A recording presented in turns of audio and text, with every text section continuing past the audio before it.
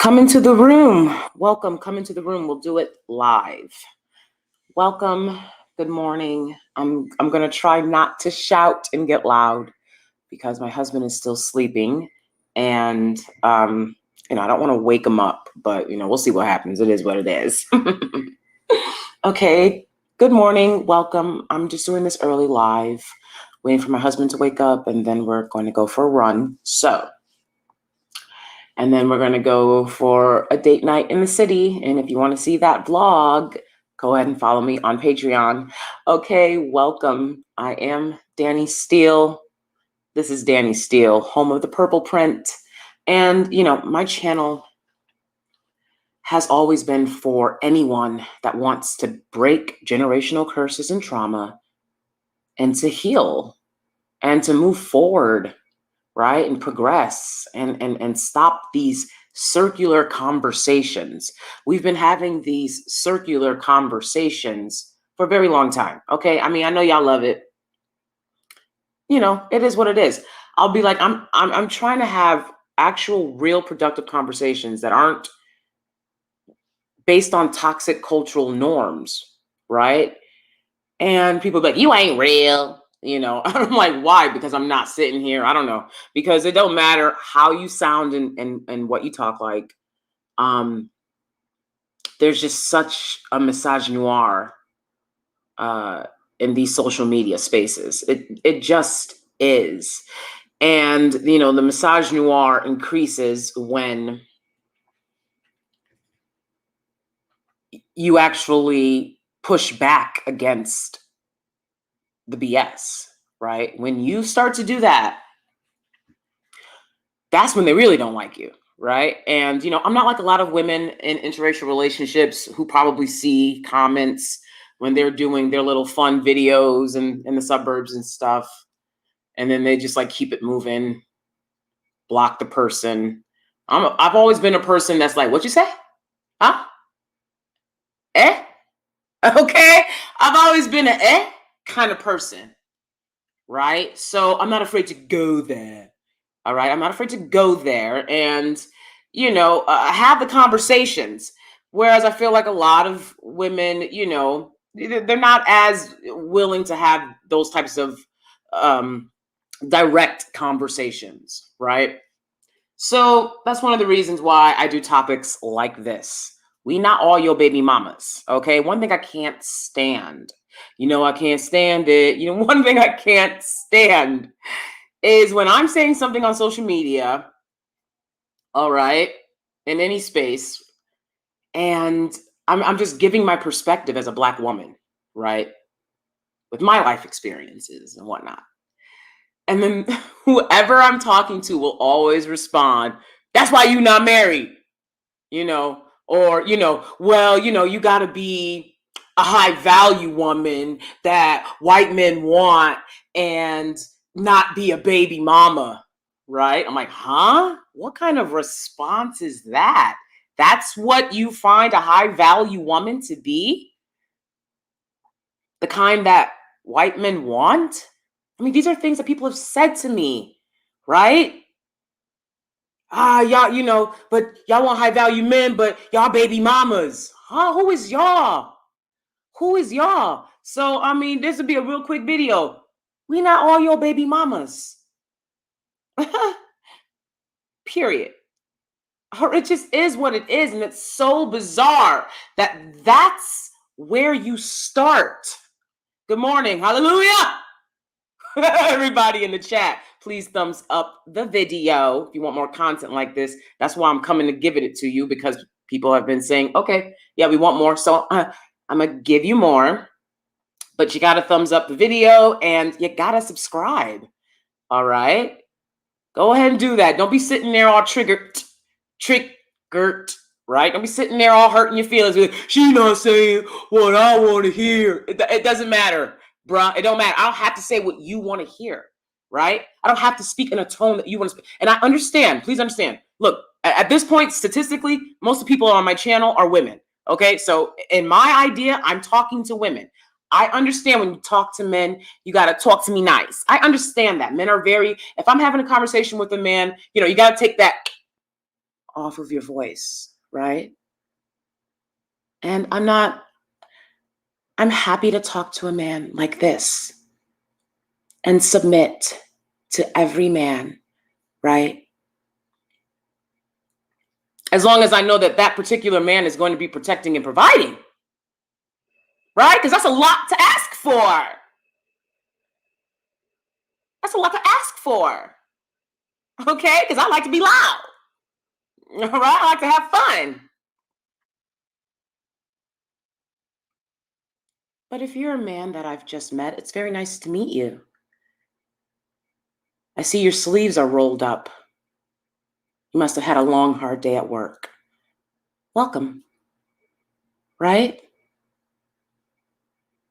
But it's mostly women over here, no? Okay, so we're going to have fun. We're going to be loud. And I'm going to give that to men that want to give to me, right? Again, I talk about that toxic femininity. A lot of toxic femininity. They be on toxic femininity. Oh, she not talking a certain way. I'll have to talk a certain way, bruh. What is that? Tone policing? Y'all don't talk a certain way. Y'all don't talk a certain way. You got to understand it's a lot of cap on YouTube. Okay, just how Oprah says it. On YouTube. There's a lot of cap on YouTube. You got to understand that. All right? Y'all have been led astray. I would think the Obama presidencies would have taught you that. You have been led astray. There are a lot of con artists on here. There are a lot of people on here talking about ish they know nothing about. And because they know nothing about it, it shows in the conversation, in the rhetoric that you're having. And that's why there's never any progress, right? As entertaining as the Black sector is, all right, most of what I learned on the Black side of YouTube is from the natural hair community. Shout out to the natural hair community, giving information after information. Okay. I don't really watch makeup videos anymore because I spent a lot of years watching Adrian's Choice.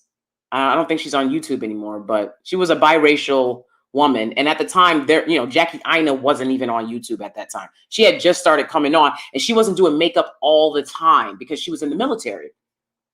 So before I even met Jackie Aina, the first YouTube girl I ever watched was Adrian's Choice, right? And she was a beautiful biracial woman. But as I started reading books like Post-Traumatic Slave Syndrome, right? And understanding how this society, the media, your government, right? Everything is working. There are systems in place. That's why this channel is for people who understand that the aliens are coming, okay? Because there are systems in place, and you guys are focused on the person right in front of you.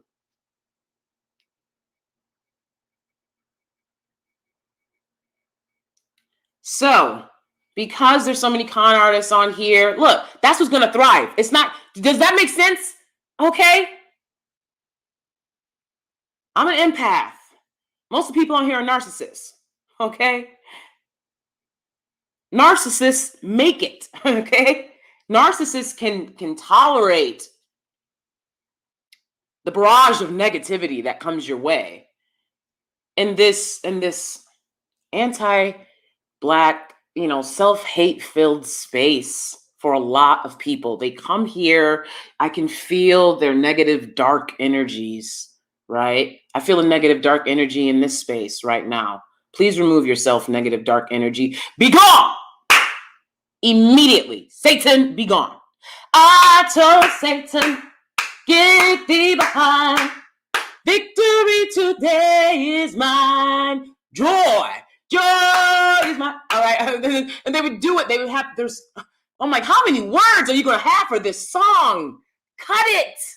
Right? Those were the good days in church. Okay. Church was fun. Okay. So let's get back to the subject. It's like, why do you have such a negative opinion of Black women off the gate, as soon as you interact with them, that you think that they're all baby mamas?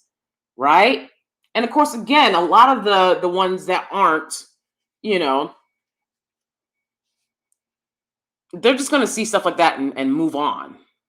But to me, it just gets on my nerves because I've been in the space for a long time as a content creator. As many messages as you might get in a day, I get a lot of messages. I get a lot of messages, right? And so it's a lot to deal with constantly seeing that because it's like, well, it's just not true, right? One of the reasons that I don't sit there and go into long paragraphs with trolls, I could care less. I, I was raised in abject poverty and I live a very different life today. Because I understand that, I don't come on here and talk about I got this and I got that. I'm talking about the issues. And so because I do that, people just want to come at me like, hey, we ain't all broke. Baby, me neither. Me neither. Right? So as a woman to observe that and like how can you not observe that, right? That's why pick-me's are so fascinating to me. Um, I want to study the pick-me in its natural habitat. Have you ever studied a pick-me in its natural habitat? Not just on YouTube. Have you ever studied a pick-me in its natural habitat? I know I have. All right. Very fascinating creatures. Fascinating. All right. I can't do nothing with them. Right. I mean, the ignorance of the pick-me is clear. They don't even want to have conversations with women who disagree with them. And all they want to do is talk, because I definitely disagree with a lot of things that pick-me say, because it's coming from their very limited experience. And a lot of time their experience is limited in colorism. Okay. Because they light skinned or close to light skins. A lot of close to light skins. I'm like, close but no cigar, right? It's a lot of close to light skins that are pick-me's. Okay. um and they're usually, 30 and below. Okay. Then you have the 40 and above pick-me's, and it's like, honey, hang it up. Okay. Hang it up. Could be a mama, with a thumb. Okay. But it's like, hang it up. All right. What I'm gonna do with any man I interact with is I'm gonna allow him to be a man. Okay. So that means I'm not gonna coddle him. I'm not gonna make excuses for him. I'm gonna allow him to be a man. You wouldn't be able to find nowhere in the hundreds of videos that I have where I made an excuse for any man. All right, because you gotta let men be men. So that's what I'm gonna let you do. Then they think they can get with a white man. La la la la la la. It just so happens white man thought he could get with me. You know what I'm saying? Like, we're not all chasing men. These are interesting conversations for me to have. I never considered, you know, uh, interacting with a high quality man, interacting with men. Like, that's not something I was like, I wasn't missing out on it. Okay. It just is what it is. All right. I've had great conversations with very uh, high caliber men. And all of the negativity on YouTube is not going to convince me that everyone is bad. You're not going to hear that kind of ignorant stuff coming out of my mouth. That's why I said, why relax, relax, don't do it. All right, relax.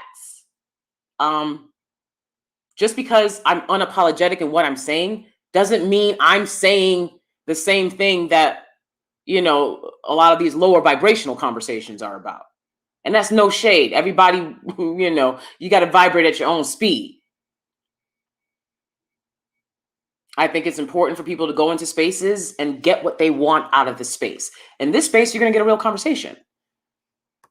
Okay, welcome, and please thumbs up the video. Good morning. Good morning, Naima. Good to see you. I know, right? I'll tell you why, Tavier the Savior. Ah, my fucking, oh well, my fucking cat was in my room, and like he always is, and like he always does. And this was like at 6 a.m. Okay, so I've been up for a while. I don't sleep well, anyways. People want to be like, if you so happy, why you not fast? I don't sleep well. I don't sleep. I sleep light. Okay, I sleep light and ready. All right, and I've been that way since I was a child. All right, that's what Blackistan does to you. All right, I'm working on it, but I haven't been able to let it go, just to be honest. And I told y'all, watching these crime shows doesn't help. It doesn't help the situation, right? It really doesn't. Okay. And I think I told you guys that I started watching crime shows obsessively for years. So I've seen a lot of crime shows. Okay. And I don't come on here being like, trying to rile people up about crime. That's like, I don't do that because I find it very stressful. I think a large part of why I do that is because my mom and grandma, we grew up watching Cops, watching America's Most Wanted, and watching the news. Like, my grandma would watch like a news channel that played news all day. She would not turn the channel to some BS. You see what I'm saying? You see what I'm saying? The little things your ancestors have done for y'all, and you took it for granted. My grandmother would put the news channel on. You'd watch news all day. So if you was in the house, you don't want to watch the news, take you outside, right? Which is what she wanted us to do, because she was like, ain't no child going to be sitting in the house all day. That's what my grandma would say. You're not going to sit in the house all day. And so that's why I'm kind of the person I am today, because I was very shy and I wanted to sit in the house all day. And nobody would allow that, right? Nobody would allow, I always got you sensitive. That's what Black people will hit you with when you're like, can you please consider my feelings? They're like, you sensitive, right? Like, oh God, oh Lord. Then they want to talk about femininity. Then they want to talk about why you not soft like the other women. Why you not? Come on. Okay. I wore my braids in middle school, right? I wore those braids, I wanted to look like Brandy. I ended up looking like Randy. It was like a weird hairstyle. And the Black guys in middle school called me Mystical, okay? Because Mystical had those braids and they hung just in front of your face. You know what I'm saying? And I was like, oh my God, why did y'all call me Mystical? Come on. You know what I'm saying? And they would always just be like, insist upon, and this was, I grew up in the hood. All right. So unlike a lot of people that are like suburbs, and I interacted with you guys, I grew up in the hood. You go to the hood, it's the same stuff. People want to talk about softness. Ain't nobody being soft to you. I don't agree with that. That's one-sided loyalty. That's non-reciprocity. I don't agree with that. And I did it for years, and I would sit there being soft. And when you're soft, you're going to get taken advantage of. And look, like I said, I could play soft. I could play soft. But the circumstances of my birth did not allow for me to be soft. I'm sorry. I'll give you a lot of other things, though. Y'all want that? No, they want soft. They want what other men have built, designed, constructed for their women. They want y'all to do what they're doing. Impossible. Impossible. All right? Impossible. Impossible. You're not going to have me being constantly confronted with a barrage of BS every day as a Black woman, and then tell me I better be soft to get chosen. That's hoops. That's hoops. We don't do that. Why would you make me jump through hoops when you're not being asked to jump through hoops? Y'all been doing that ish for decades. Black women just started saying, where the bag at. Don't be surprised if I ask where the big get. Okay. They just start saying that. So what are you talking about? Even Trina was like, yeah, get close to his rich friends, but at the same time, she wasn't like, you have to give me a bag, blah, blah, blah. And she talked about a lot of freaky things she would do for you. So for years, you've been, what a man. Good God. And we in the hood. Good God. What a man. Come on. And, look, it is what it is. There's the honest truth. That's all you're going to get. That's all you're going to get. I'm afraid. All right. They've been heavily indoctrinated. They've been heavily infantilized. I talk about that in a previous video. Go check it out if you're listening to this and you're triggered for no reason. All right. I'm talking about psychological concepts that, psychological warfare has been played on you. Yes, you got that right. But y'all understood that and then you dropped the ball. You want to imitate a man in a three-piece suit? Imitate Malcolm X. Imitate Malcolm X. Then I'll take you seriously.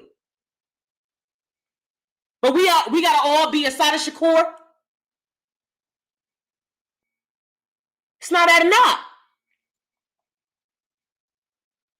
Welcome. If you're in the room, please thumbs up and subscribe. Thank you. Appreciate you.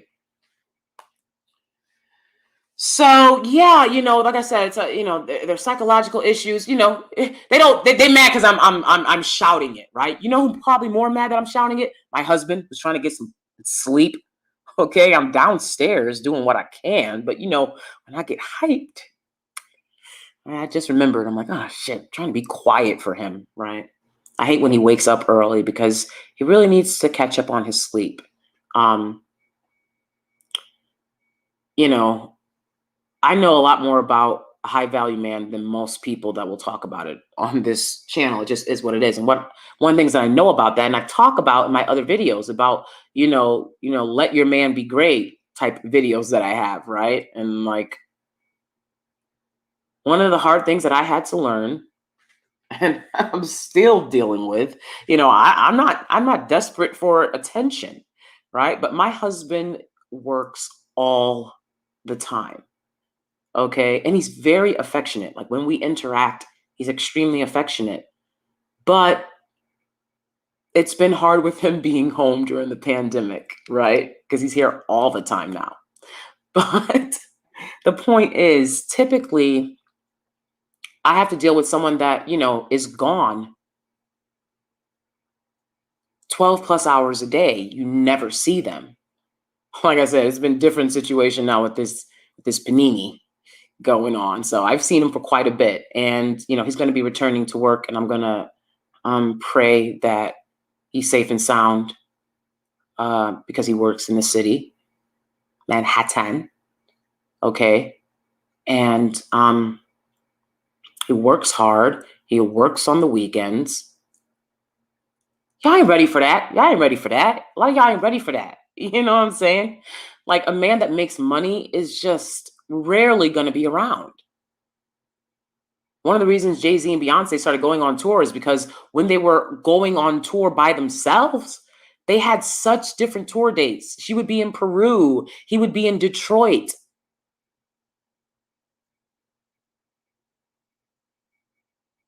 And they were younger. Beyonce was younger, certainly, and in love. And that was the relationship that they had to have to get to where they wanted to be today. And if you're talking about he gonna do this and he gonna do that, you're gonna be talking like that forever. But I don't think you're ever gonna achieve that. I had to come to a lot of understandings with my husband about, that this isn't gonna be what it looks like, right? It's not gonna be what it looks like. It's a lot more work. It's a lot more work, actually. When I first started this channel, my husband was helping me with everything. I didn't know much about internet and, social media and stuff like that. My husband would help me for a very long time, which is why I was having fun with the videos. And he still helps out when he can today. He'll go over comments. That's why I don't see a lot of negative comments. So I'm good. My husband moderates that because he refuses to have me be, talked to, out of control by these out of control people. He's very caring like that. But the point is, you have to make sacrifices. That's the reality. Okay? And these men don't want to sacrifice. Not for you. Not for you. That's what I'm seeing a lot of. Like I said, I know a lot of good men. I know men that take care of their children. I don't know a lot of men, but the ones I know, they're decent guys, right? I don't find them to be doing, foolish things where I would sit here and be like, and y'all do this and y'all do that. But I'm talking about not people in my life, right? I'm talking about these weird trolls that have come to my channel and have shown me and the content that I see, where these guys just really dislike women, particularly Black women, right? And they have some weird idea of how women are to behave. And so what if I don't? So what if I don't? They're like, then I won't marry you. You won't marry the ones that do what you say.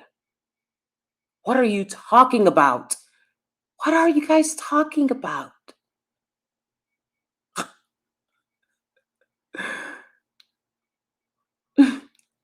Talking about, oh, most Black men are married to Black women.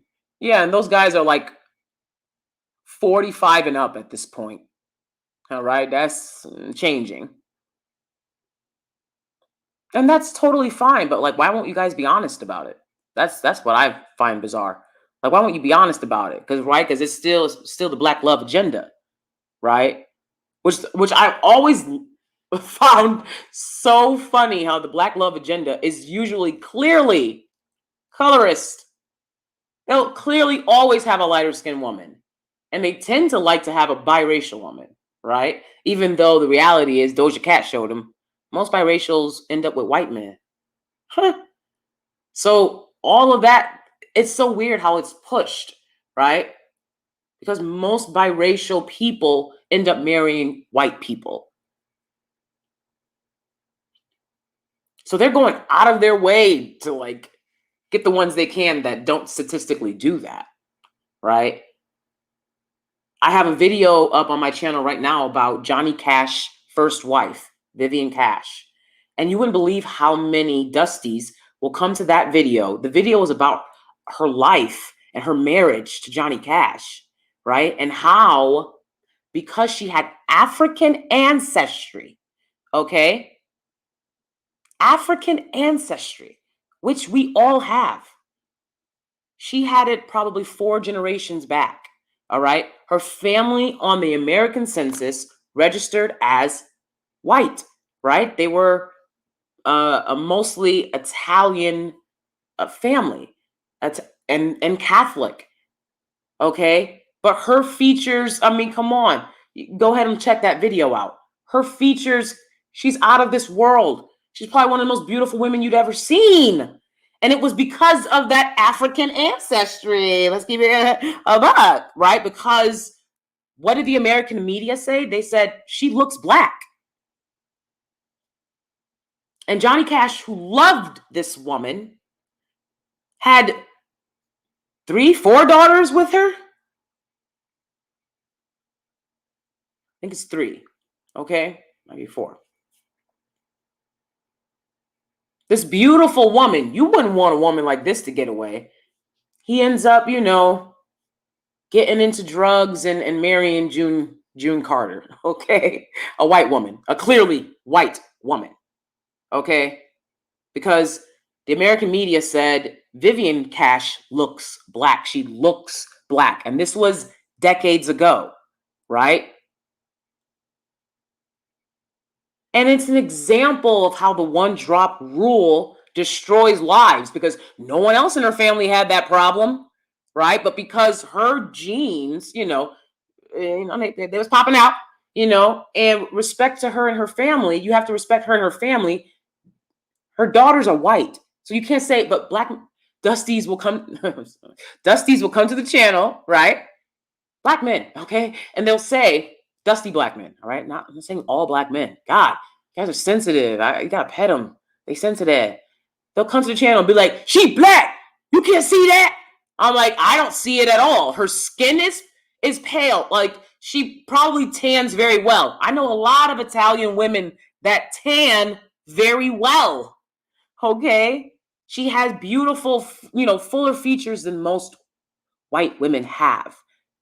And they'll come to the video and, everyone else is like, yeah, of course she's Italian, right? Her family was Italian. It's a shame that, these white supremacist concepts like the one drop rule destroy Black people's lives and people whose families at this point have decided to be white, live with white people, go to white churches, identify as white. They're not living in Black culture. They don't identify as Black because race is a social construct. So if you're white passing, you're white. All right. And then we're going to talk about albinism. Relax. Ha ha ha ha. Y'all be trying it. Y'all be trying it. So anyways,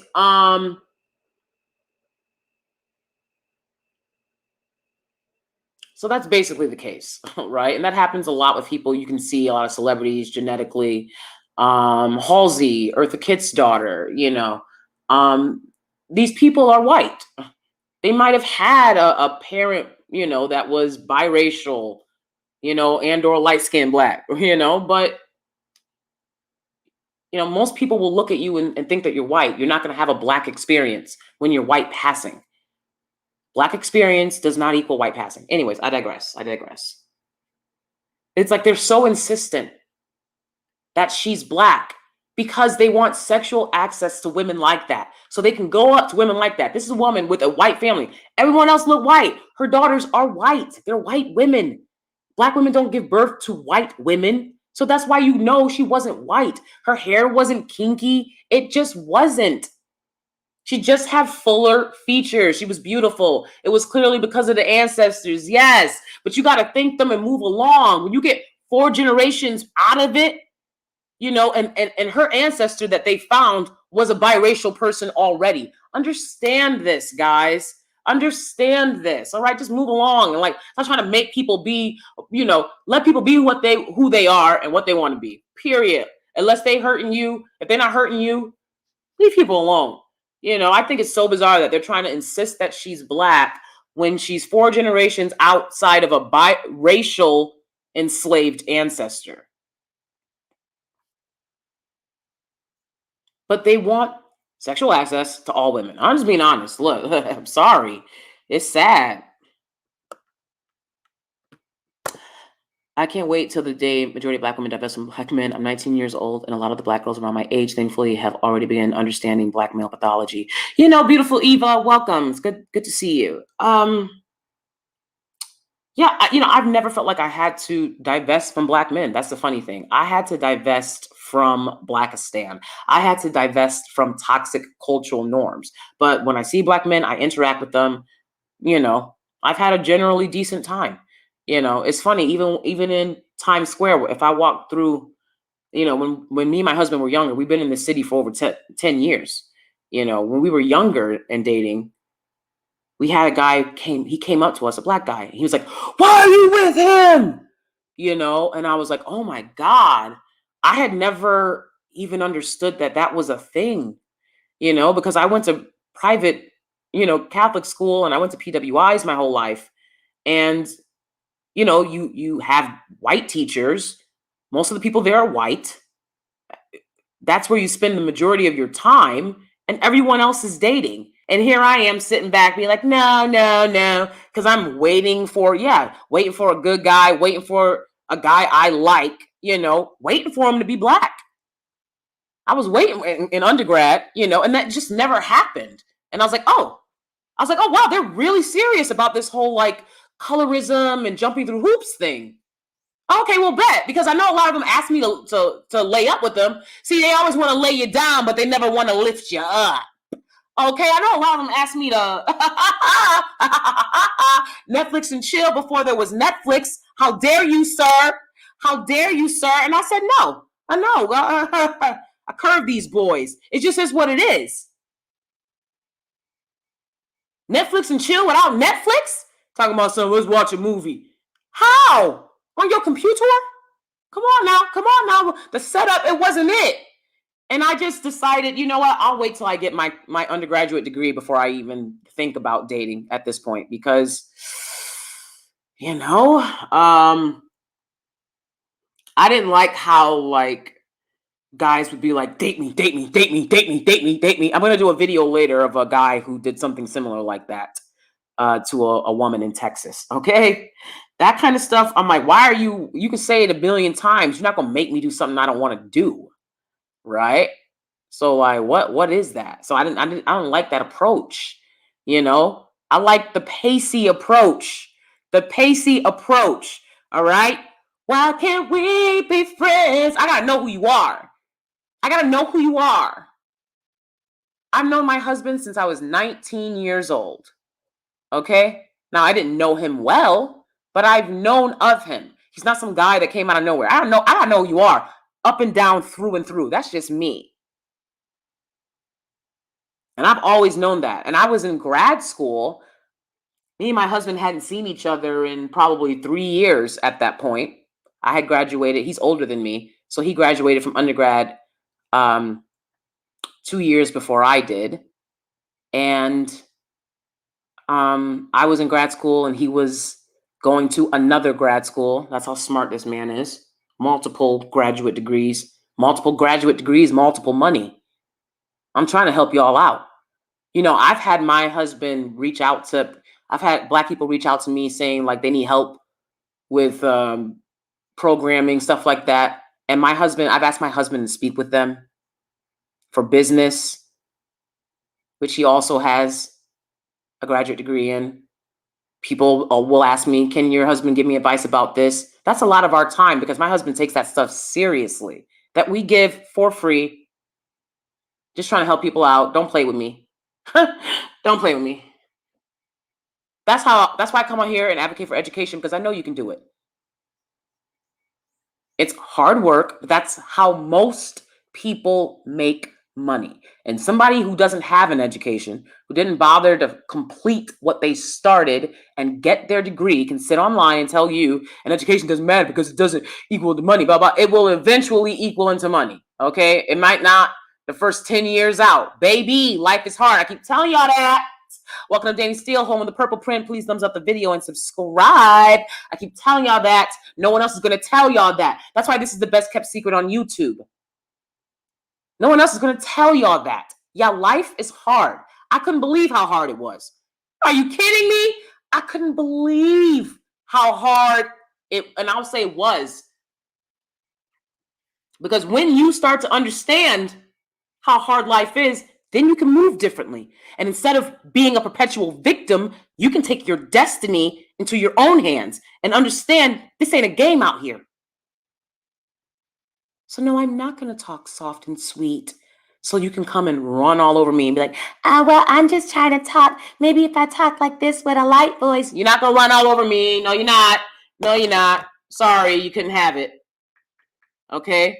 With a lot of these guys, the situation is they don't want to come to grips with the fact that in order to break a pattern, you have to accept the role you played in creating it. So I looked at the situation in the 90s, going up through the crack cocaine epidemic, how they was calling Black women single mamas and baby mamas. And I said, what role have I played in this? Well, infantilizing the men around me, certainly. Was doing that with siblings and other friends and family members, infantilizing them because I was taught as a Black woman that was the role I was to play. So I said, oh, let me stop doing that and let them be a man. Take care of themselves. Oh, now all of a sudden they got an attitude. But you had an attitude before I stopped doing it. That's why I had to look up what's going on with you. What's going on? You have an attitude towards me and I never dished to you. I didn't give birth to you. I didn't ask for you to be here. What's up? I'm not one of your baby mamas. What's up? And again, this is not a channel. This is a channel that uplifts Black women for staying and caring for their children when their men chose to leave. But again, to break a pattern, you have to accept the role you played in it, right? And if they get you once, fool me once, fool me, you can't fool me again. Okay? I'll have to know the quote. Fool me once, you can't fool me again. All right? That's all I know. So you got to be accountable for the things that happen to you. You cannot be a person who sits back and is saying, whoa, whoa, whoa, what's all this stuff happening to me? You are not a servant to your mind. You control your mind. Your mind does not control you. Again, these are philosophical ideas that I've learned over the years in my journey, my life journey of healing. From the savage effects of living in Blackistan for so long and those toxic cultural norms. Again, shout out to my great grandmama, Grandmama Steel, who showed me a different way. She showed me a disciplined way. She showed me a take no mess kind of way. I spent every weekend with my grandmother till the day she died. Okay?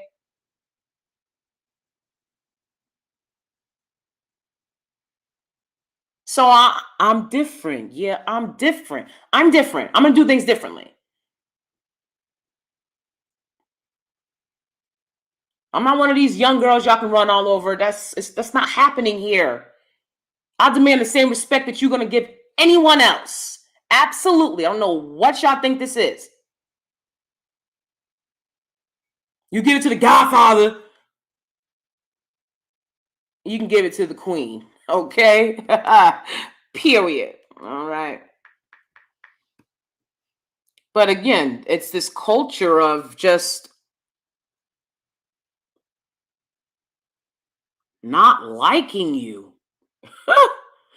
You know, the nicest, I'll be honest, the nicest Black men have ever been to me is in the presence of my husband. Is in the presence of my husband.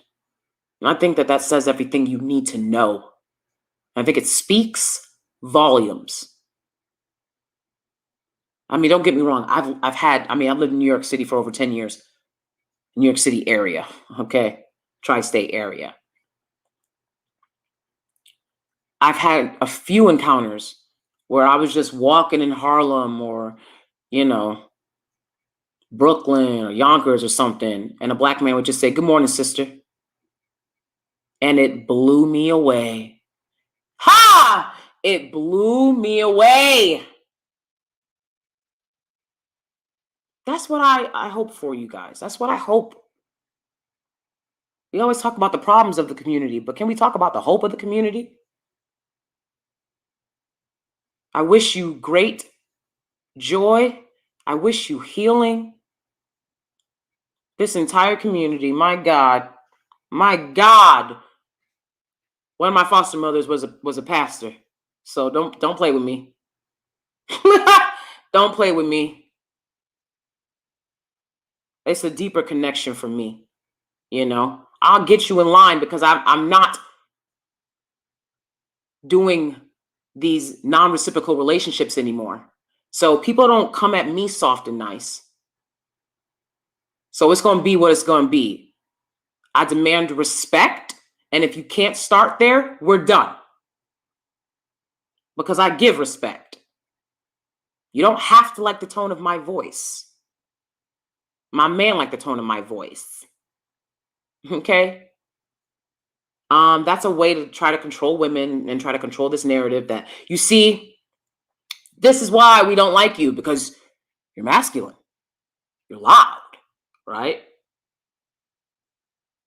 It's like, a lot of times your energy is being matched, bruh. Give softness and you'll get softness. Every high value man I've ever interacted with was always gave me direct eye contact and a firm but much more gentle than the average handshake you would get from a guy type of, where they do the hand over the hand. They grab your hand and then they grab your other hand. All right, they grab you with both of their hands, right? And it's just a lot softer, right? And you're like, wow, I can see why he's high value. Okay. I can see why he's high value.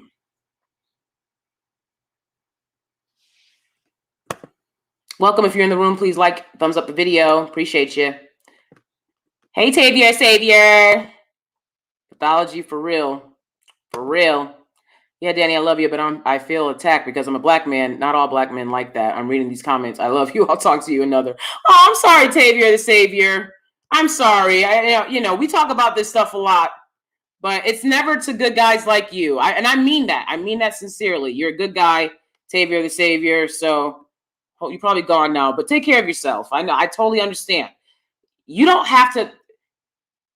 How Tavier's feeling, that's how I feel when I'm watching these videos about how, you're a low value baby mama that is ran through. And, I'm like, not everybody fell for that. But not everybody fell for that. But y'all don't like the ones that didn't fall for it either. Right? So I have to respond to it. But, I'm sorry you feel attacked, Tavier. And I wish you well. Because I don't want good guys to feel attacked. I don't. That's why I said for this community, I'm trying to teach you the many psychological warfare factors that are taking place so that you'll break these cycles and patterns and habits. But you got to take accountability in order to do that. You can't play a victim. You can't allow life to happen to you. And I learned that the hard way, And so, if you're not going to bother to educate yourself out of the situations that you're in, and no, it's not always, going to college, you can do one of the many trades that are out there that make a lot of money, but educate yourself in that trade so that you know everything about it. You know what I'm saying? It's just, it's no accountability, Tavier. There's no guy. I haven't seen one yet. Guy channel where there's a bunch of guys like Tavier that are nice guys that like to talk with black women, right? Everything I see is them constantly attacking, and it gets tired because I'm like, not everybody's out here on that ish. I think that is foreplay for a lot of people that do that. Look at the way a lot of women behave when they're engaging like this and these, conversations with these guys. I think for the guys, I think it's genuine dislike. I think they are genuinely telling you, and again, it's not people like you, Tavier, but it's people who make these hateful channels that I see, right? These misogynoir-filled channels with large platforms. Okay, a lot of people are on them. And that makes me say, when I see all of this, that makes me say, I'm not going to cap about that. That makes me say, it looked like these dudes, and I'm not talking about, if you know people in life, maintain your relationships. You know what I'm saying? But I'm talking about when you're in social media and stuff, I play it cool and I sit back, I'm friends with a lot of black guys on social media. They're not on those channels.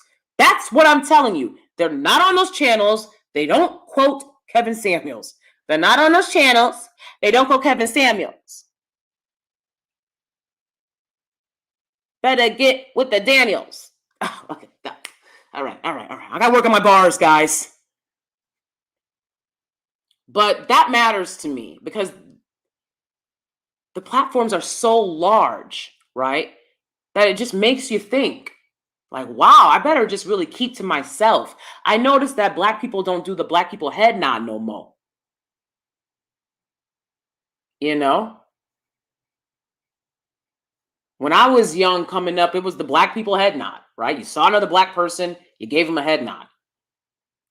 They don't do that no more, right? Every now and then I'll get, when I see another black woman out and about um, in the suburbs, for some reason, like we'll smile at each other. Hallelujah for the black women in the suburbs giving each other head nods and smiling at each other. But when I see a black man in the suburbs, he don't smile at me.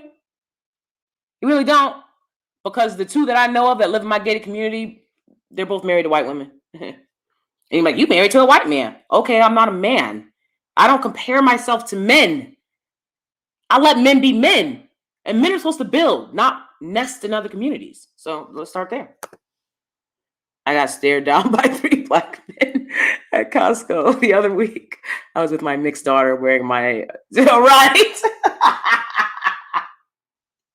Girl, oh goodness. I know they were staring a lot. Yep.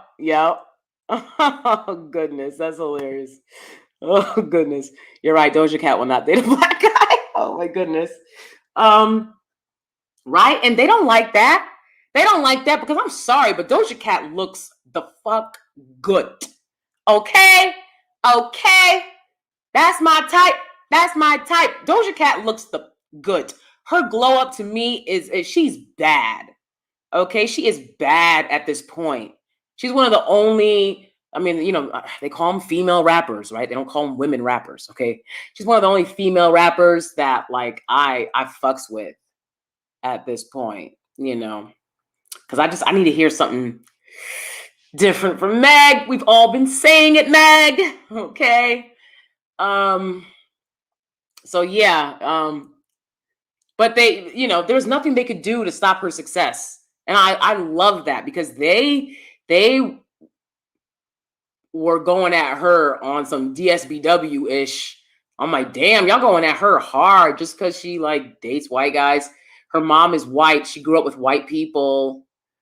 She never even seen her dad. And they're like, why she don't want to lay down with us? I'm like, that's such a weird, bizarre thing. Instead of y'all focusing on the many black women out there that love y'all, there's so many. There's so many. I mean, you see them all around. There's tons of videos about, by them. I'll be nice and I won't even call them a pick-me-sha. I'll just call them other black women. There are other black women out here, okay? You don't have to be a pick-me-sha to want unity for the black collective. I want unity for and across the entire black collective. And that starts with education and accountability and self-awareness. And I'm not going to be nice about that. I'm not going to hold your hand through that understanding because nobody held my hand when I was growing up in foster care and I had to get it out the gutter. Nobody held my hand in life. That's why I said one thing I can do for y'all is empower you to empower yourselves. And I mean that.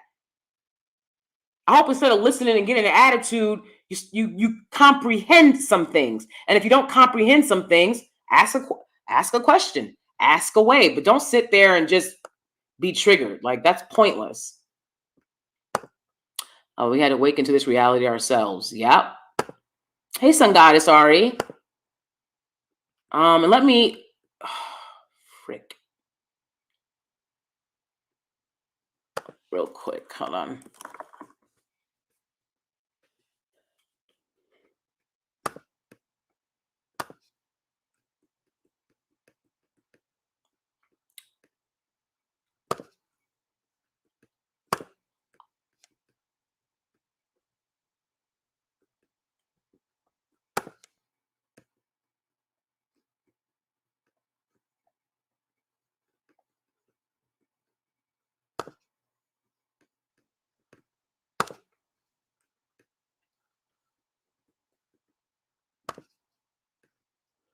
Yeah, see, I have to open up another app to let comments through. So sometimes I miss you guys' comments, and so I'll try to be more on top of that.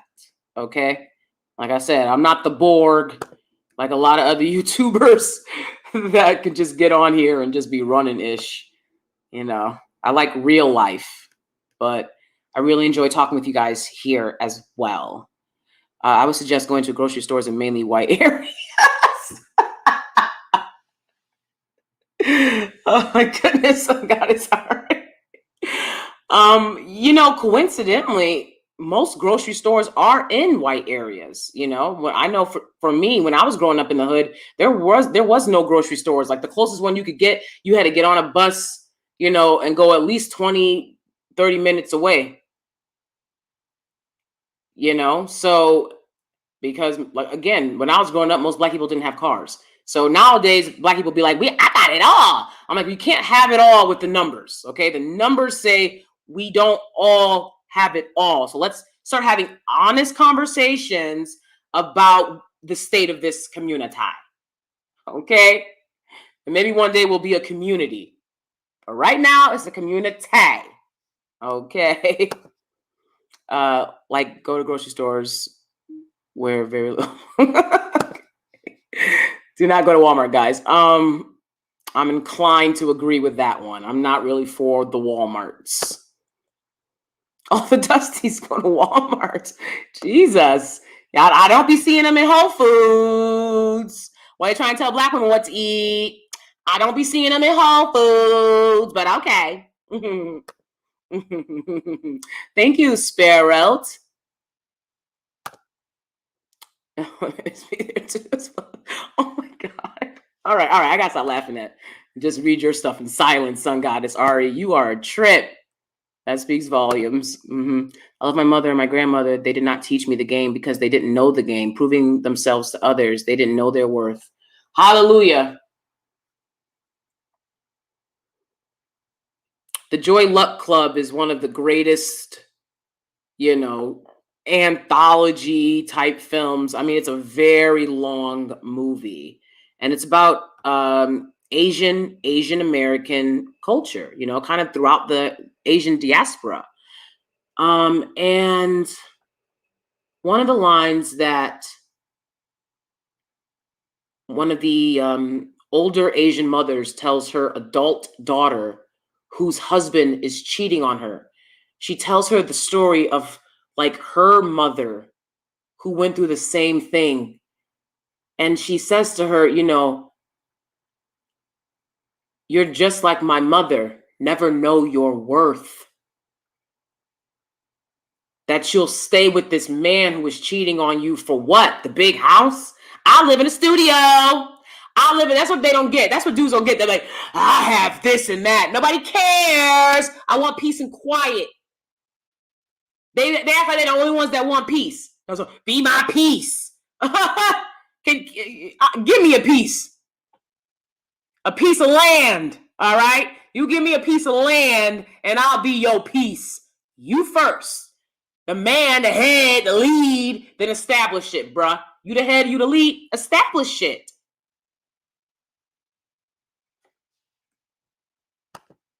There's no hope. Yeah, you know what I'm saying? Like for me, it's just like okay, I'll fucks with people that show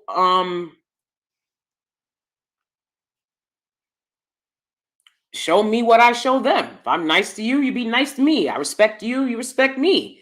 I'm not gonna jump through hoops. And when I was younger, I felt like one of the hoops that they wanted me to jump through, like guys, like black guys growing up in hood, hanging out with my hood friends doing hood shit. Okay.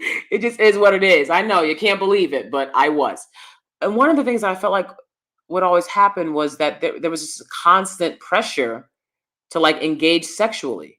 And again, I divested from the toxic cultural norms at a very early age. I decided I'm not down with this stuff. And one of the toxic cultural norms is normalizing sexual activity for teenagers and young kids, middle school, high school. I mean, chill. It's not that serious.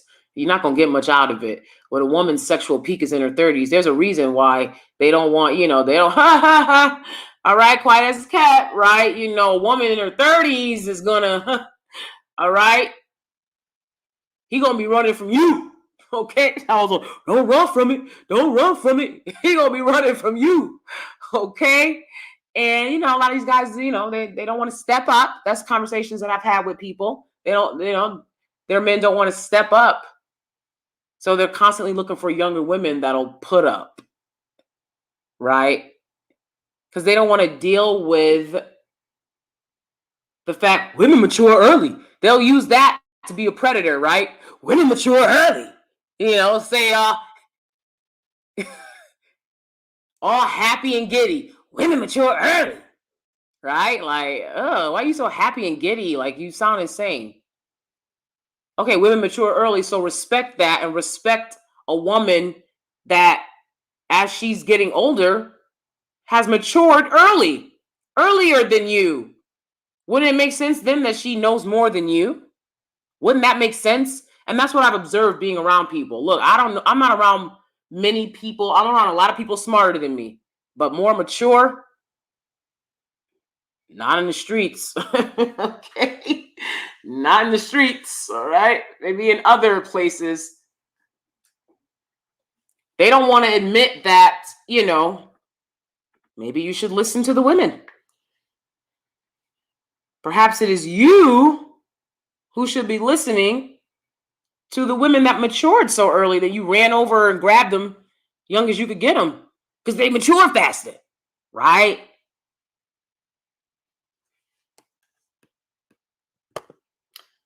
The community is terrible, but it starts from home. Yep, absolutely. Absolutely. And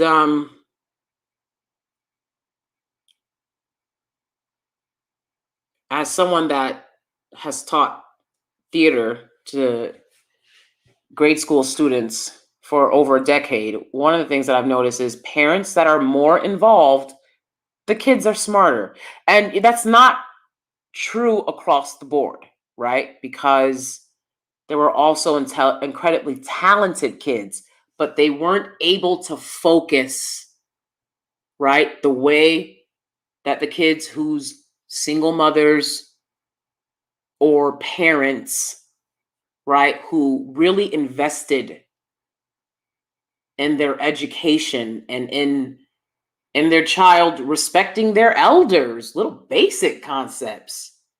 They're not even teaching their children to respect their elders. And I get it. I'm not giving respect to some random old person acting a fool, but there's a certain way that you're to behave in school. I have to explain to my students that, remind your parents that, there's no crinkling candy and cell phones off when we're going to remind them anyways in the theater, right? But the point is, like, let them understand, right? They can't have conversations in the theater. Black folk, look, I've been in theater my whole life. A lot of Black people have been in theater, but it's not normal in the Black community. And Black folk will be in the theater just talking away. I'm not talking about a movie theater. I'm talking about a theater for acting, right? Stage plays. Black people be in there talking. The baby's going out of control. You got to pick the baby up and leave. There's a show going on, right? You can't be crinkling and on the phone. You're to sit there like you are in church, straight ahead, and enjoy the show. That's how theater works. That's how it works on Broadway. That's how it works at the Met. That's how it works at the ballet. That's how it works. Right? That's how it works at the opera. You're quiet and you sit there and you observe, and then you clap at the end and you leave. Then you can, But I feel like what I'm seeing recently, and not personally, but certainly on a lot of social media, right? A lot of social media, you'll see that these parents just aren't investing in their children's education. They're not, the kids got an attitude, the mom's got an attitude. I'm like, does no one care about, respect for education? You're in a school. And I understand from the state of a lot of schools that I've seen, like I said, I went to private Catholic school. My school was beautiful. I loved going to school. I grew up in the hood. So when I went to school, I mean, everything was clean. Everything was beautiful. People paid a lot of money for their kids to go there. I was on scholarship. And so everything was beautiful. And I've seen firsthand that these public schools are not like that. And it breaks my heart. That's why I get on here again and try to reach out to the adults so that y'all can help these kids and stop putting these kids through hell. Stop putting these kids in adult issues. Y'all got to do the work. Starts at home. Absolutely. I have no hope for that. I have no hope. I'm surprised that a lot of Black women and girls still like after what they have gone through or what they have heard about them.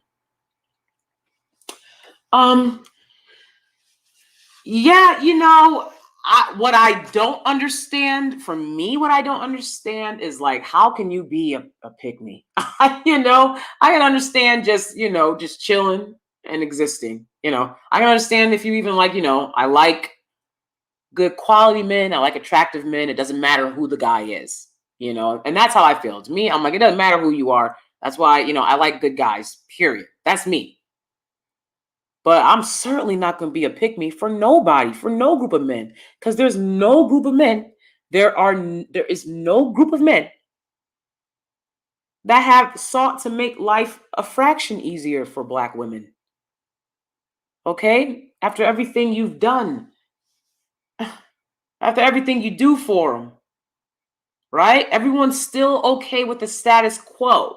And the status quo, make no mistake about it, puts you, Black woman, at the bottom, right? These dudes will be out here talking about some Black women are the face of poverty. What?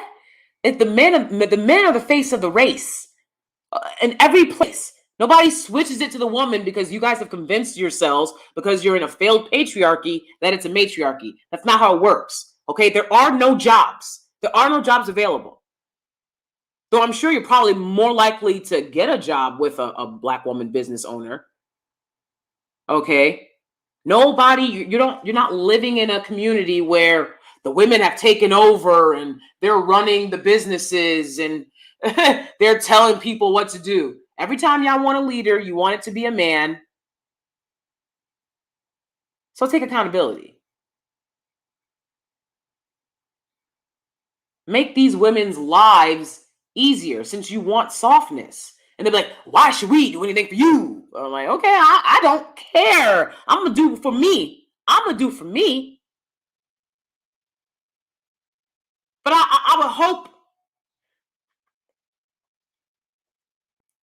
that you want to save your own soul. And I mean that. Who will save your soul? Who's going to save your soul? I hope you will save your own soul and stop with this just angry, negative stuff that a lot of guys are saying out here. Like, why wouldn't you protect a woman that needed help?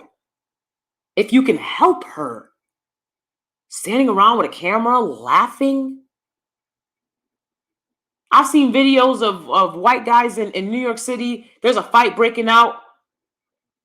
No matter who's fighting, white, Black, Hispanic, whoever's in the fight, it's usually a buff white guy. A buff white guy will break that up. He won't stand around looking at that. He's like, yo, break it up, break it up. Behave. We have a society to run here.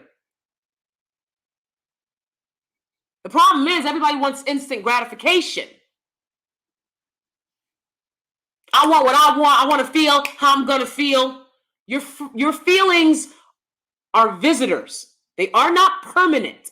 You do not have to succumb to and honor your feelings. You can feel angry about something and say, you know what?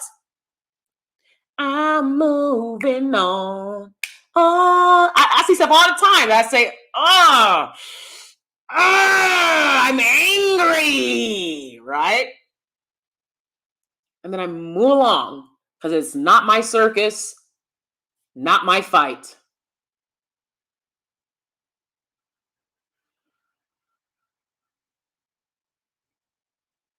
People's opinions about things. And why would you give that power to make you angry? Someone's opinion. And I get it. Like, I'm not going to sit there and listen to negative this and negative that all day. Nobody should have to. But I make these videos to combat all that negative stuff that's out there and to do it in a much less sensational way than a lot of other people would go about doing it. But at the end of the day, you got to have accountability. I'm not babying nobody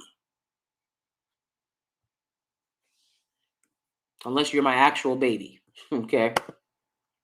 We're not going to talk about the communication skills or lack of it. Right. Right. Yeah. Yeah. And again, somebody was saying that they saw that video and like Harold was like very the Dr. Phil video. And a lot of these guys remind me of Harold's. Okay. A lot of these guys remind me of Harold. Like they're just sitting there like, I'm like, what is wrong with you? Whoa! Power of Christ compels you. The fuck? Let's excise these demons on out of here. Okay? Because that is a demon for you to walk around with hate, thinking that you can blame somebody else for all the shit that you don't like in your life. That is a demon. I told Satan, get thee behind. All right, get thee behind, Satan. To walk around with that much hate, the hate that you can hear in these guys' voices. You read these comments, and it's just like,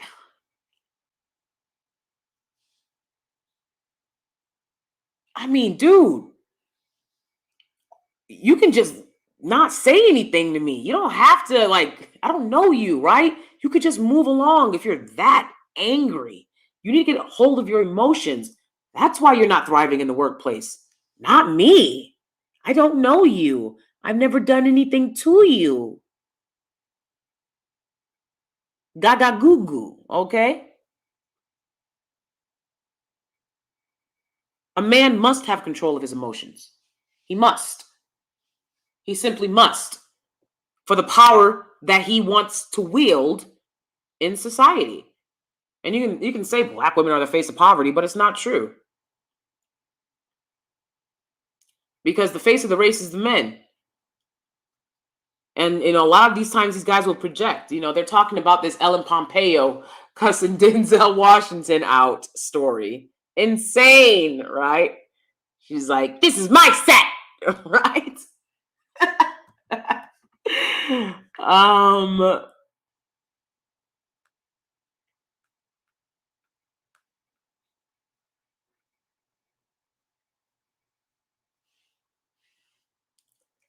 And I'm looking at some of the comments about it, and there's a Black guy that's like, the thing is, now we're talking about Ellen Pompeo, and the person that wrote it was another actor, right? Like me, that understands how things work when you're on set and understands that that's just a very bizarre story to like bring up and be like giddy about. It's a very bizarre interaction, across the board. You don't tell other actors how to act.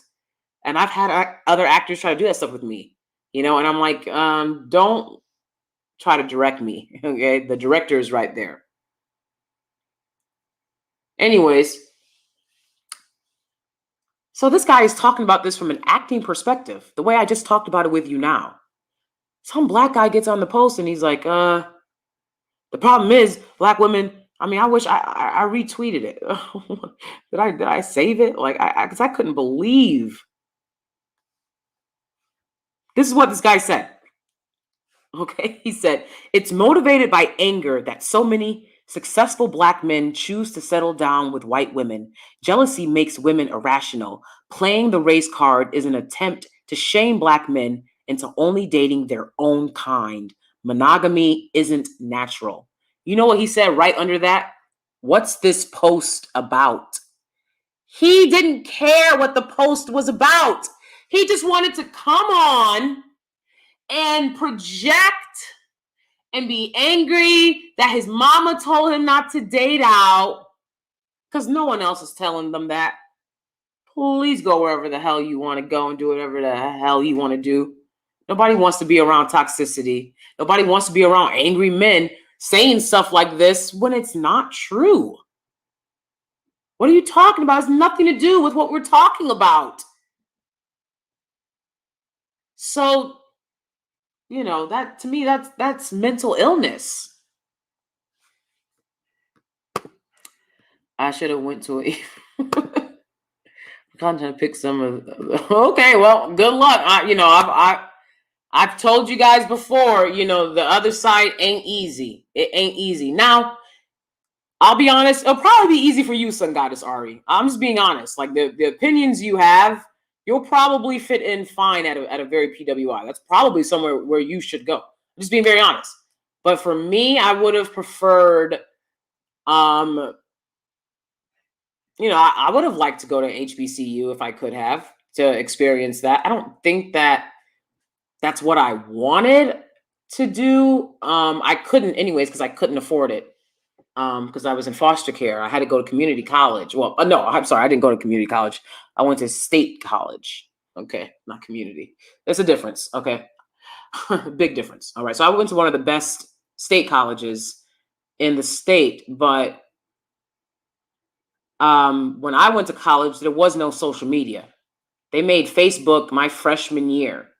And, my college was one of the first colleges on there, but it was originally made, Facebook, for elite colleges. So it was kind of like Clubhouse, and only like the top colleges in the nation could get on. And it was something that you'd never heard of. Like we had AIM, and that was it. We had AIM, we had MySpace, Tumblr. That was really it. Then Facebook came and changed the game. But it took a long time before people started calling out the racism on these PWIs. And I endured tremendous racism. I talk about that in my experience of racism at PWIs in college, because I endured racism in grade school as well. But unlike a lot of people who want to say things like they called me African booty scratcher on the playground, which I think is weird because it's kids. Maybe because I work with kids, I understand that. Like, you're dealing with kids. Kids say the darndest things. Like, you can't seriously be using what a kid said to you to justify your hatred for another group of the diaspora, because that's what it's being used as. And it's very bizarre when people do that. That's very bizarre. But yeah, anyways, there was no accountability, right? So I think I was explaining to you, because you said white women are into black guys now, which is great. The younger ones. I think that they're mostly into black culture and clout, to be honest. A lot of these girls date on the low, these black guys. The black guy will be their brother's friend or something. They're not openly telling their parents they're dating them. And if they do, as they get older, and I'm just telling you the statistical facts. It's not, you can look around America. You're not going to see a bunch of 35 plus white and black people hanging out. Why don't you see that? Because again, they don't want to be honest in these schools, okay, about how deep of a problem racism is. And I don't care what nobody says. My husband is one of the only people that's not like that. Almost every white person I've ever known, like, they were like, okay, well, you've been a nice experience. I've hung around you, black person, but, you're going to tell me to stop being racist here and there. I guess I'll see you later. And I'm like, okay, deuces. You're not going to be able to disrespect me on this is what we're used to-ish. So kick rocks. But I find that shit very difficult to put up with. Okay? There's a lot of black women that'll put up with racism because they don't like black men. I'll be damned. I'm not putting up with sexism, racism. I'm not putting up with isms. I'm not putting up with oppression. And that's why I try to tell black women, like, nobody's being honest with y'all. There's nowhere to go. There's no other side of the fence. I talk to black women in corporate America all the time, okay? It is tremendously hard. When y'all get to corporate America, you'll see. I don't care if white guys want to hang out with you in high school, in undergrad. They don't want to hang out with you in the workplace. That little video with that work husband-ish, she found out that boy was racist. Nah, nobody's going to tell y'all that, because I know y'all want to believe that there's some other place that black women can go. If black women don't love themselves, if black women don't save themselves, you will not be saved. I'm not going to save you neither, because it's not within my power. It's solely within your power. Please understand, there are people who are not in PWI spaces all day as an adult telling you that this is someplace you can go. I'm in the burbs. Every time I go outside and jog, they stare. People will come out their house like it's a fucking parade. I mean, it's absolutely insane. They don't say hi. They don't say good morning. I mean, some people do. Yeah, this isn't some, 100% of people do it. But to get this treatment every day, and I've had to deal with racialized trauma every day since I was a 5-year-old, like Ruby Bridges. They put me in PWI schools. I didn't ask to go. Now, I appreciate the education I got and a lot of the connections I made along the way. But what I don't appreciate is people not understanding that you're being racist to these young Black kids in these PWIs. I didn't appreciate that. I didn't appreciate that I was poor as all hell and I never got lunch money from nobody. I'm going to this private Catholic school. Y'all should be making sure I'm getting lunch every day. Instead, what happened? I went to the photography studio and became a better photographer. And that's one of the reasons I like doing YouTube now, because I studied photography for years and would go into the photography studio during lunch because I was too embarrassed to sit there with no fucking food. There's nowhere else for you to go. And your failed patriarchy has set it up for you that way. That's why I don't understand a pick me. No, I won't. I'll never understand that. I'm like, you see the situation that you're in? It's dire, dear. You got to work like hell. And when you're not going to put up with bullshit, they're not going to like you, right? So you have to have a mentality that's similar to their mentality, which is Blackness is inferior. And if you have that mentality, then, you might be able to hang out with them and be around that. I've rarely had a white friend I'm interacting with not get defensive when I'm simply telling them something about my Black experience. Nothing to do with whiteness. Nothing to do with them, right? It's a lot to put up with. I'm sorry, but it is. It is. Because I am a proud fucking person. You know what I'm saying? I give people respect. I expect respect. But see, they think they can treat everybody like these fucking people out here who have taught them that they have no boundaries. I'm not going to be neutralized. Okay? I'm alert and aware of everything. And so the reality is, when you date interracially, it's people on both sides that don't like it, don't want it.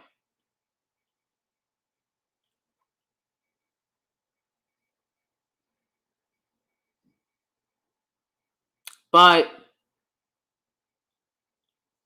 yeah, I wish that social media was more out when I was in college, so that I could have gone on social media and said, this is what I'm experiencing, and bring awareness to that, instead of just having to experience it throughout all of my college years. I went to college for 7 years, undergrad and grad school, right? 7 years. Enduring these PWI spaces that are telling you they're liberal spaces, but also telling you that you're inferior because you're Black. I had a guy stand up. This is fucking theater class. This guy stands up and he's, I pointed out, I was like, what this person just said is racist. I'm sorry. And I never did that.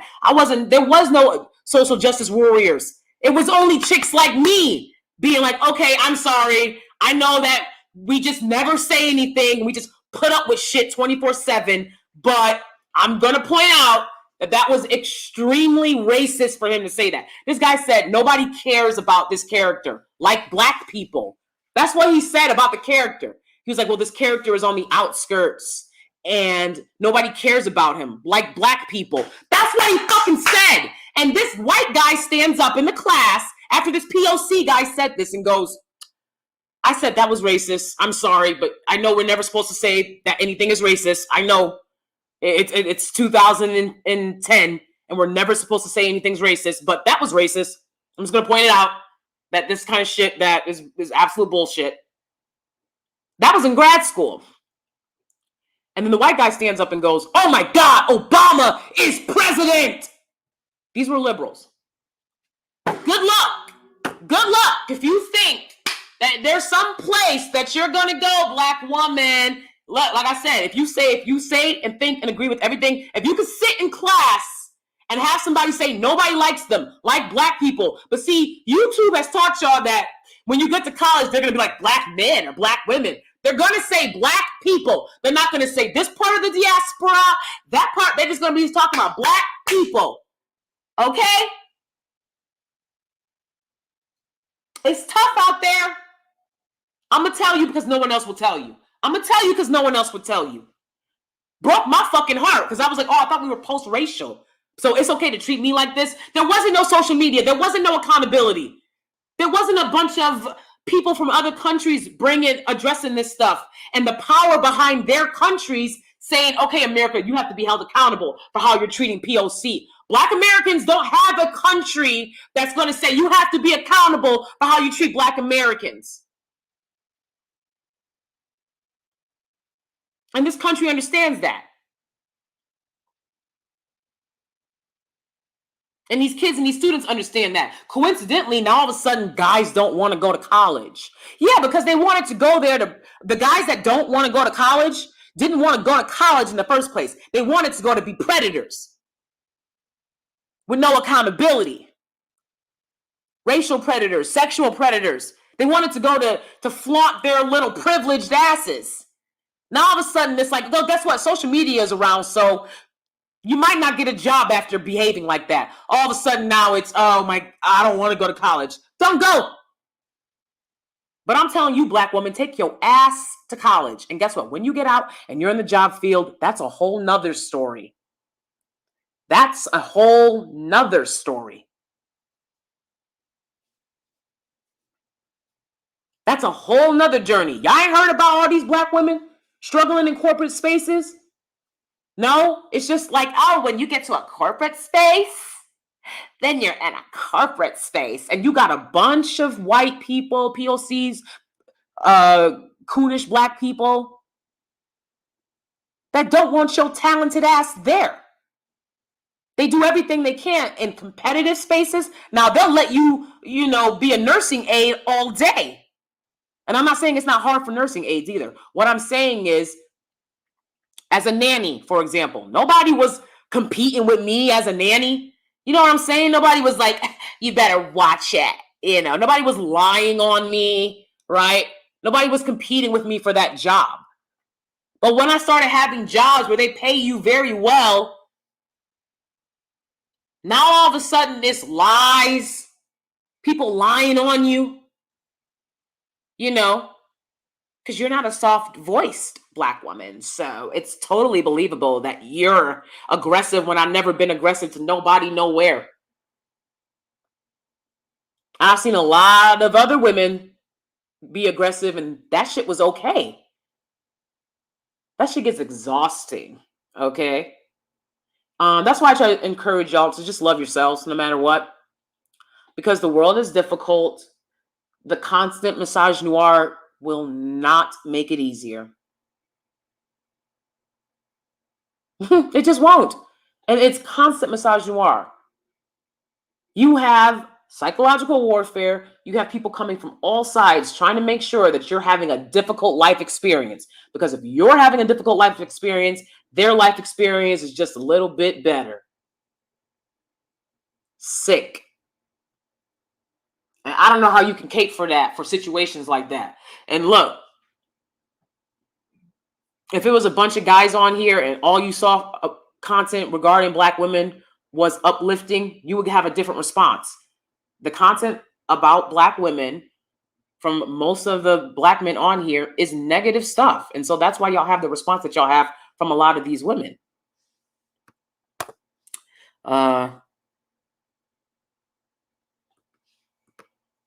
That's not bad, if they treat you right.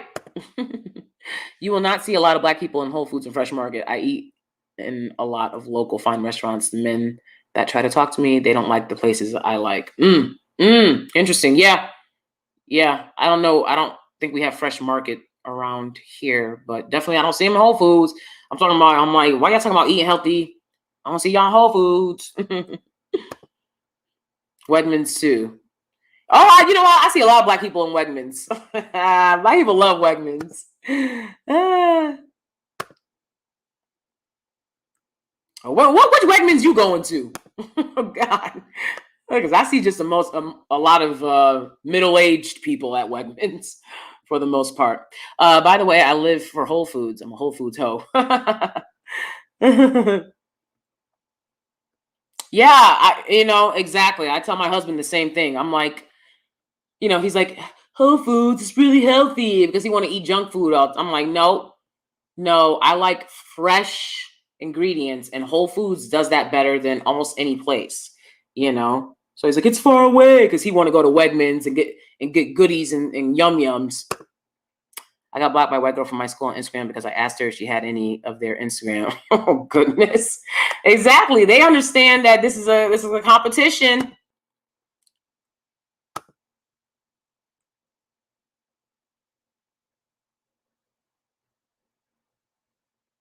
Oh, okay. So Maria says, I still like black men. I'm working on me right now. I'm not looking. These streets are rough. I've gained weight and starting over. Good for you. Good for you. Just start over and focus on yourself. And like I said, there's good men out there of all across the board. But I'm talking about the state of the community.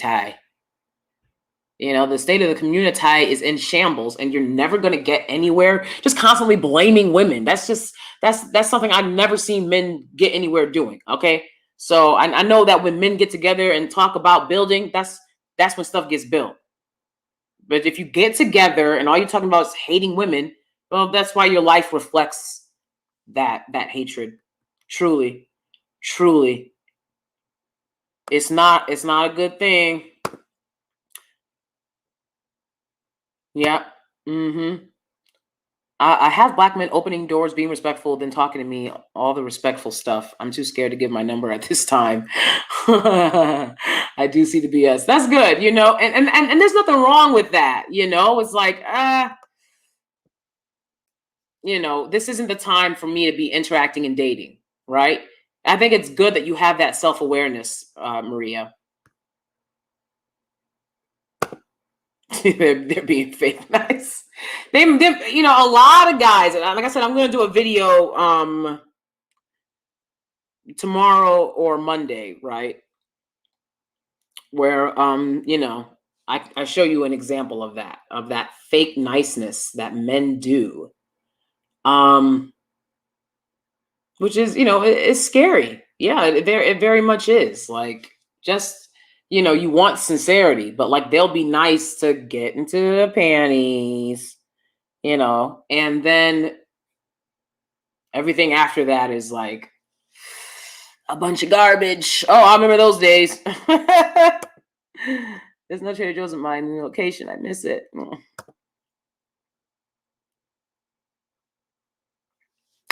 Yep. I also refuse to lift anything heavy.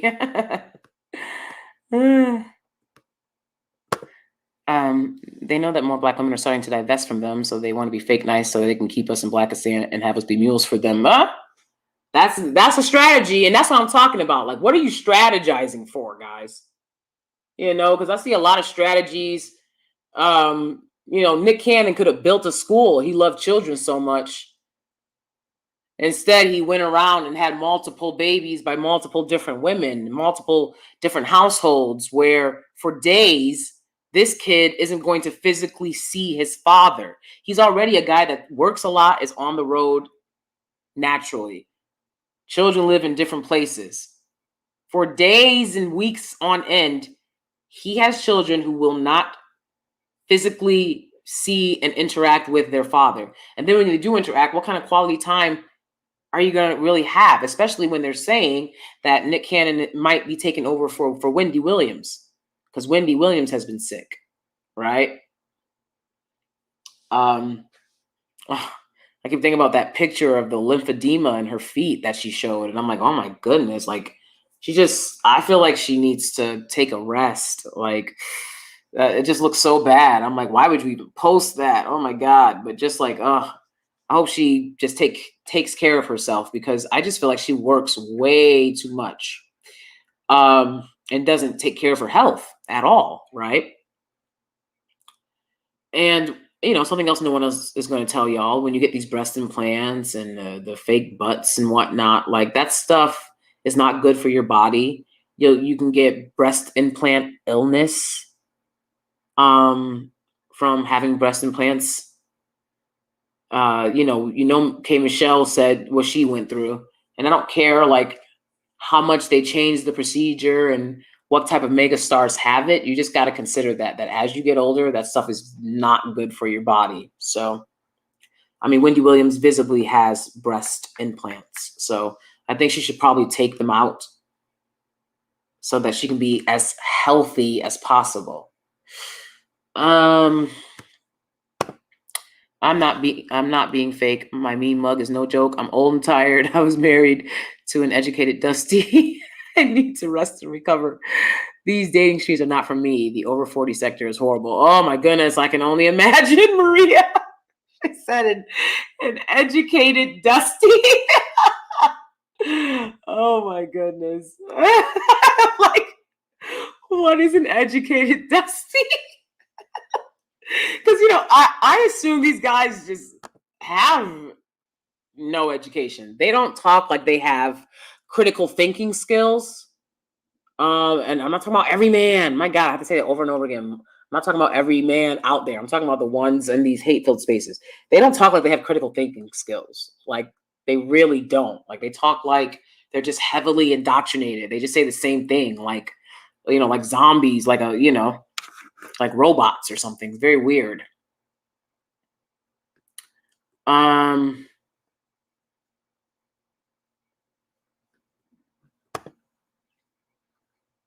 Okay.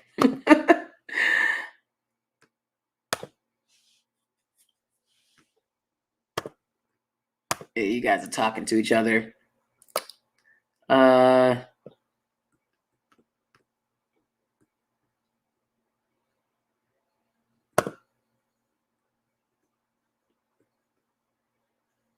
Oh, you said, okay. That's good, Maria. So am I. And for me, you have to understand too. Work on your mentality about food. That's what I've been working on, right? Work on how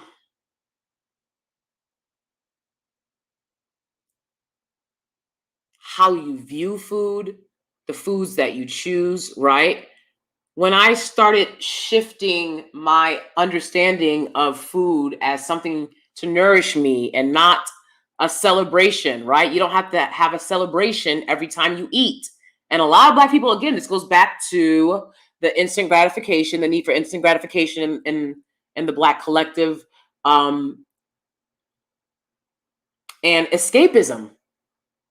When I was overeating at the height of this panini situation, and also height of my depression, I wasn't hungry. I was dealing with emotional issues, and I was using that as a means to escape, right? And then I was ridiculously overweight, and I still came on and did YouTube videos because I was like, I have to own what I did. So, being like, oh, you fat, you chubby. Like, yeah, I know. I sat up there and ate a lot of good food to get there, but it was ridiculous, but it wasn't worth it. And now having to lose all this weight for like the third time in my life, like just always constantly dieting and exercising and over exercising, now just making it like I've worked out every day for not every day, but I've made the goal to work out every day. So I might miss 2-3 days a week, but never more than that, right? And I've made the goal to just exercise, move, do something for myself every day, right? And when I started looking at food as, this is something that I need for nourishment. This is not something to play with and toy with when it comes to escapism from my problems, right? I can't use it like that anymore. A lot of people want to play with obesity, and I'm be honest, it's usually younger women, right? Because as you get older, obesity is going to take its toll. It's going to take its toll. You know, you want to be able to bend down and tie your shoes. Okay? And if you want to escape into something, read a book, educate yourself. That's what I've started. I'm not telling y'all that and then I'm like gonna go and eat a big pizza, right? I'm telling y'all that because that's what I do. I educate myself on things. And I'm like, oh, okay. Like I'm feeling like if I'm having a problem with ruminating thoughts, right? Ruminating thoughts are, just constantly thinking about things that have troubled you, things that you've gone through. You do it to protect yourself, but then you get into a habit where you're always ruminating on these thoughts and it traps you. Well, now I know a little bit more about that because I'm researching that so that I can conquer doing it, so that I have control of my mind. And that's what it all comes down to. No one's going to tell you to control your mind. No one's going to tell you that. They want to control your mind. They want you easily indoctrinated so that you'll give them money for saying the same thing every day and constantly need to, like addicted to the same old conversations, right? So I'm telling you, get control of your mind and make decisions for yourself. They say go for an even older white guy. That's a lot of good-looking white men that are older. They will treat you right. Oh my goodness. Okay. Okay. Period. Oh, okay. Again, I don't like a certain look of men because I'm a sapiosexual and a pansexual, and I just like a demisexual. I'm just drawn to the person, but they do have to have good dental hygiene. I'll be honest. I like my teeth. I like nice teeth. It's one of my demands. Like I like guys with, nice teeth, um, and beautiful eyes. I love that as well. But it could be on anyone, you know. But I find that Hispanic men like lighter skinned Black women. Probably around your color, Maria. You look lighter skinned. And Sun Goddess Ari as well. I feel like they like Hispanic men like Black women like you guys' color, from my experience. Okay, well,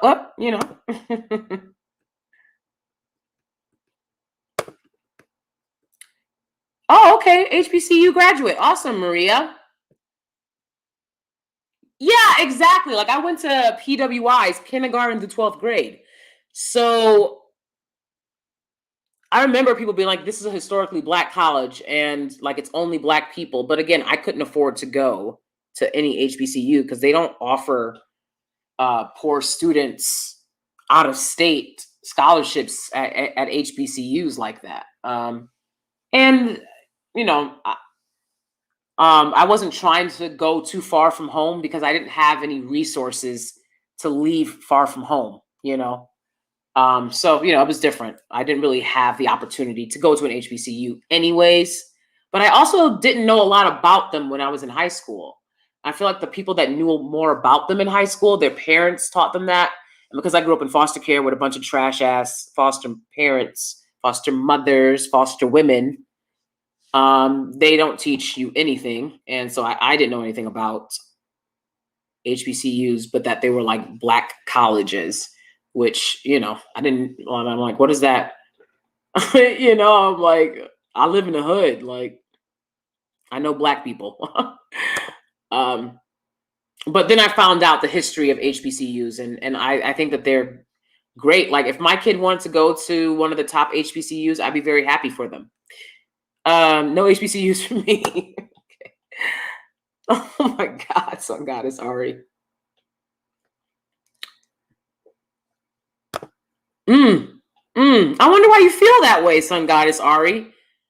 I'll have to drop a link and you can tell me one day, like, why do you feel so strongly that way, right? Because it's just not my experience. I like black people.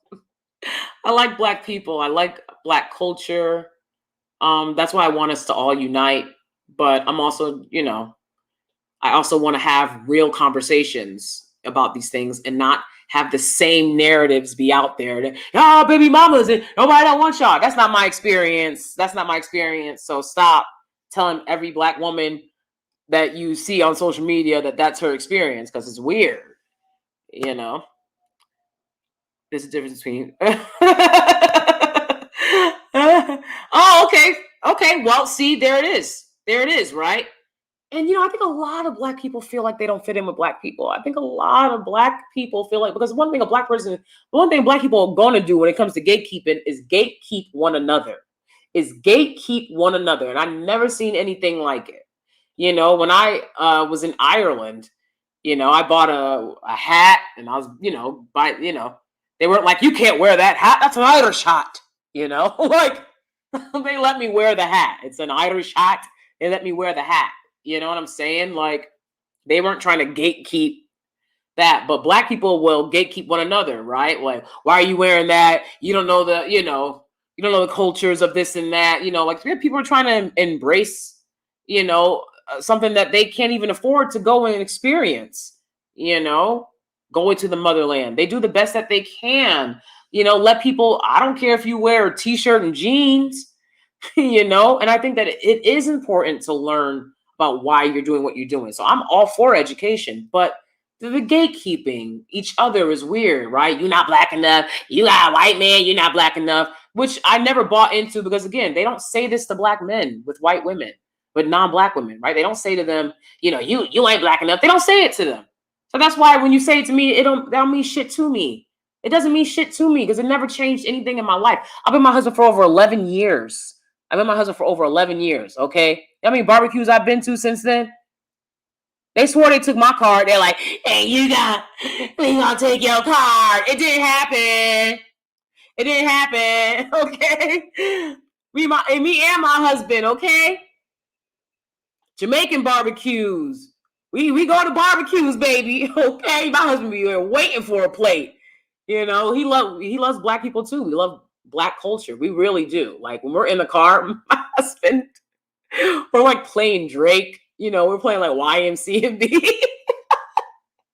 And it's so funny because he's a white guy, right? He doesn't bop his head to the music. He just listens to it, and of course he doesn't sing. Like, he'll only sing like certain lines, it'll be like Richa, like he loves Rick Ross. But like, I enjoy that. I enjoy watching someone enjoy parts of my culture, the food, the music, and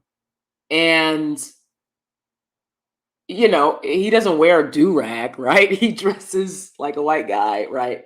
So I feel like people can experience your culture, and that can be respectful. And I don't mind that. I mind the blackfishing and the cultural appropriation.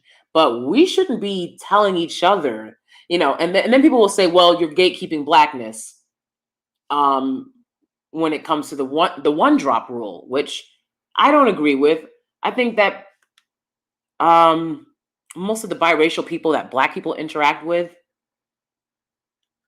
want to be considered black because they don't have acceptance by their white family. But there's a lot of biracial people who are accepted by their white family, and so they want to be called biracial. And so you get to this crossroads where it's like, are they black or are they biracial? I say just call them a black biracial person who's like, how can they be biracial and black? Because they have a black parent. That's how. So Meghan Markle is a black biracial person. An Asian person, Asian and indigenous biracial person, right? You can't say, oh, who are you? And Meghan Markle says, I'm biracial. And then someone that's Asian and indigenous says, I'm biracial. It's like, that doesn't tell me anything about you. Can you explain a little more So therefore, they would say I'm biracial black. So I don't mind, again, biracial people saying that, but we have to consider the erasure of black people, particularly black women in the media and in their own communities, when we're calling everyone on this one drop rule ish a black woman, because they don't do it with the men.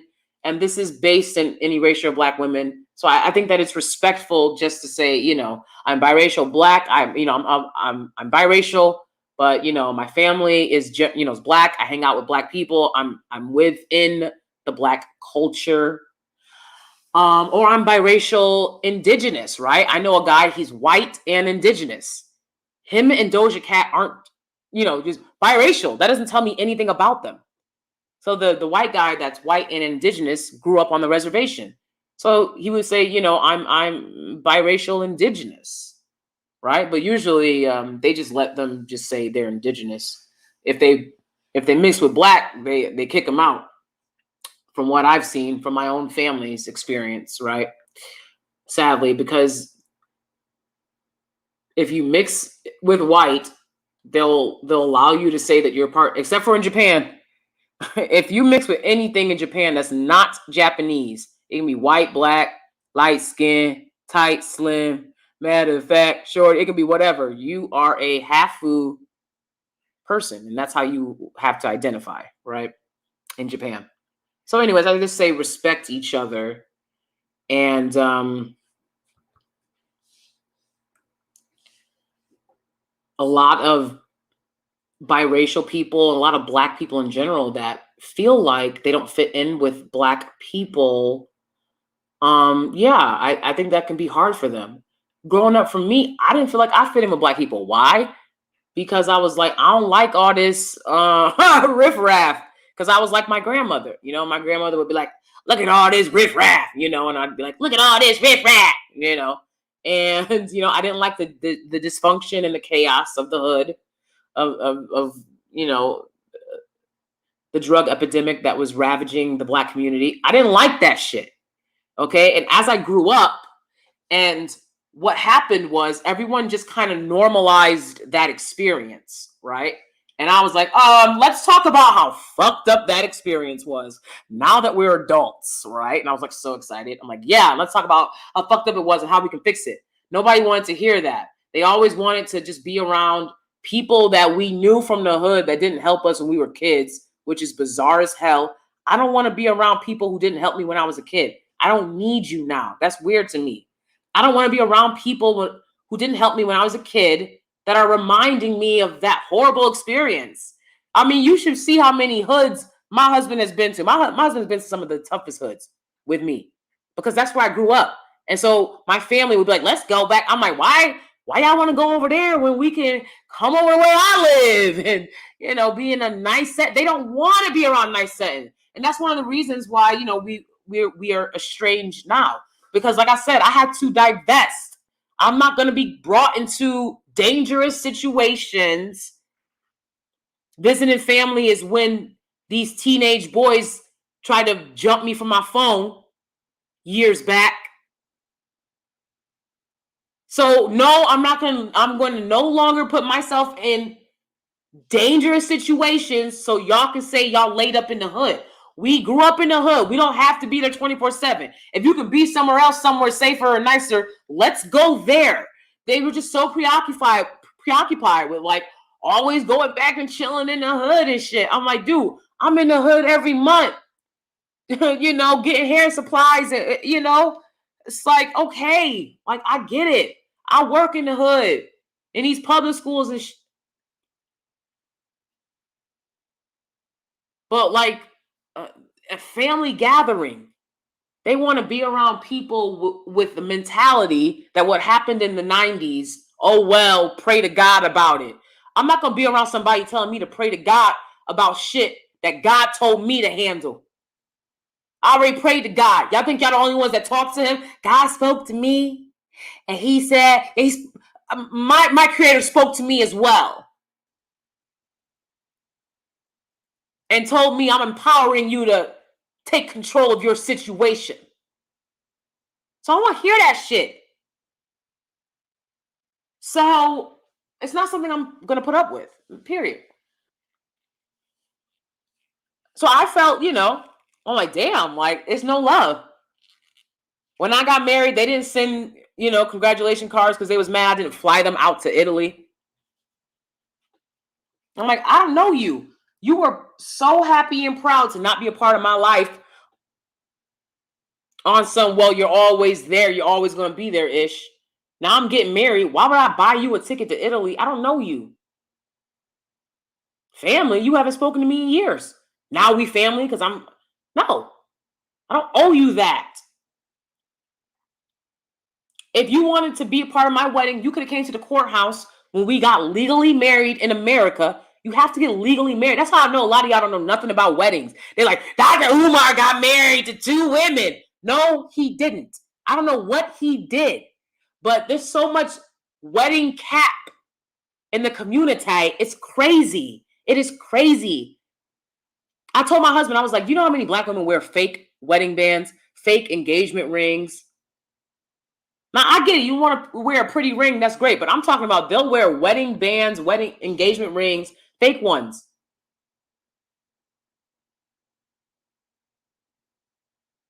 Or maybe, the couple will go out and get rings for themselves, but they won't get married like Yandy and Mendices. There's so much cap. Umar Johnson didn't get married to 2 women because America is not going to let you get married to 2 women. That's not how marriage works. Anyways, they could have came when I got married in the courthouse and celebrated with me there. The point is, they don't ever want to do any work for me.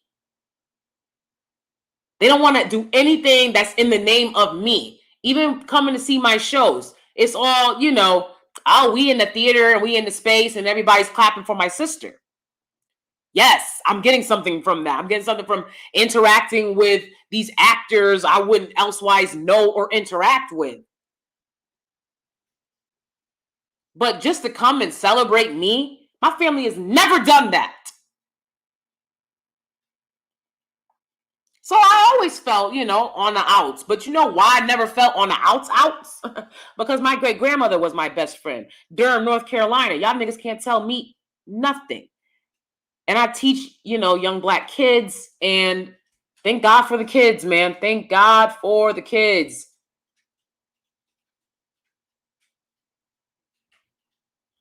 So I love black people. I love our culture. I love our music. And I'm wishing us all the best. I love people in general and hope the best for everyone. I mean, not love, I have love for, okay. I don't know how you guys view love, right? But it sucked. Like being like, damn, I'm trying to break generational curses and y'all treating me, and you treating me like you're an enemy. Like y'all treating me like an enemy. God damn, what the fuck? I can see why Jesus had such a hard time when he was here.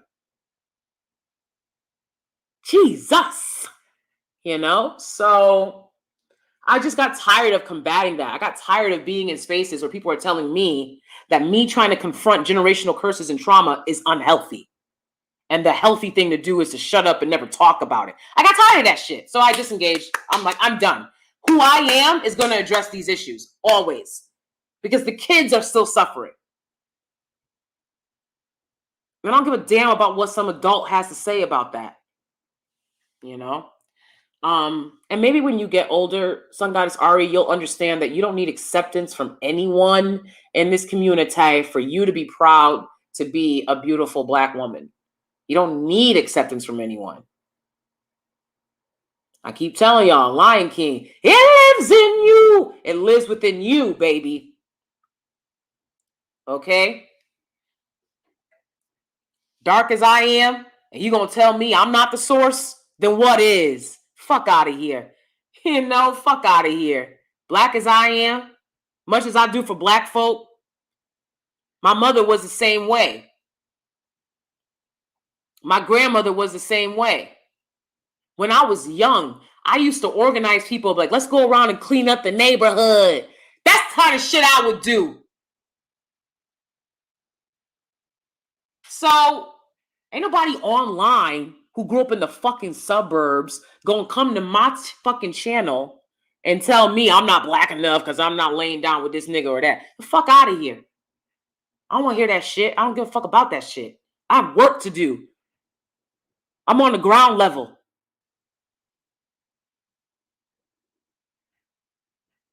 They talk about it. I be about it. We're not the same. We are not the same. We are not the same. Okay, my husband's up, so I gotta get going. Let's see.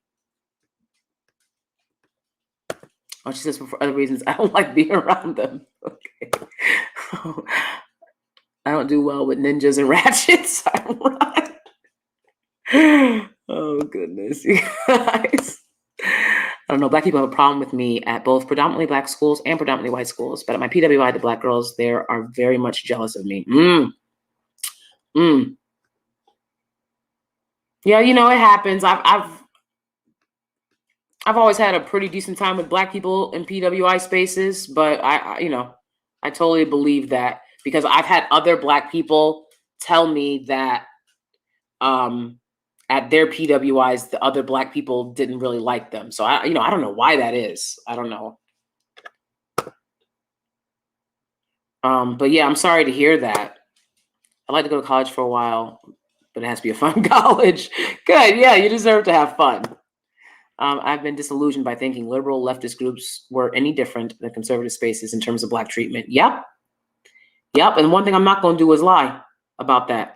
They were so proud to be about that and to behave that way, And I don't give a fuck about how they fucking feel about me saying it, because I think a lot of people are mad. They want, they're like, oh my God, because I've honestly spoke about my experience dealing with people who call themselves liberals being extremely racist to me. Instead of saying sorry and apologizing, they want to be like, oh, well, I don't give a fuck. My last credits are not on a college stage. I have worked on New York City stages. Thank you. I've worked on New York City sets. So I don't give a fuck if they like that I'm telling the truth or not. My talent cannot be denied. I'm gonna make it after all. These people, they'll follow me on social media and look, and they won't say anything weird. They'll follow and then they'll unfollow. Just leave me the hell alone. I don't give a fuck. Y'all weren't nice to me at all, but I'm supposed to be nice to you on some phony shit? No, the fuck out of here. We're not in the school hallways no more, so don't come up on me on that shit. I've been in New York this whole fucking time. They don't like when you're not like super suburban. You know what I'm saying? Like, I'm not, but I'm not, so I'm not. I live in the suburbs though. What's up? I can be suburban for a price. If we're doing this on some free-ish, then you can get the same energy you're giving me. And I don't care if it's passive aggressive. I don't care that you said it slick and sly and on the low. I hate passive aggressive people. I fucking hate them. I really fucking do. I don't give a fuck. I hate passive aggressive people. And these people want to infantilize the black community. They want to infantilize black Americans to keep your ass dependent on them, to keep you poor. That's what infantilization does. I know infantilization when I see it. You're not going to talk to me like I'm a fucking child. Fuck out of here. You know what I'm saying? Then lying on the other party. The reality of this two-party system in America is that there is way too much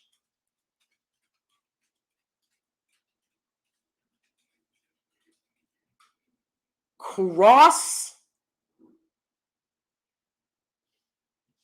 upholding of policies. It's two different parties, but they all on the same ish. They all on the same page when it comes to Black America, though.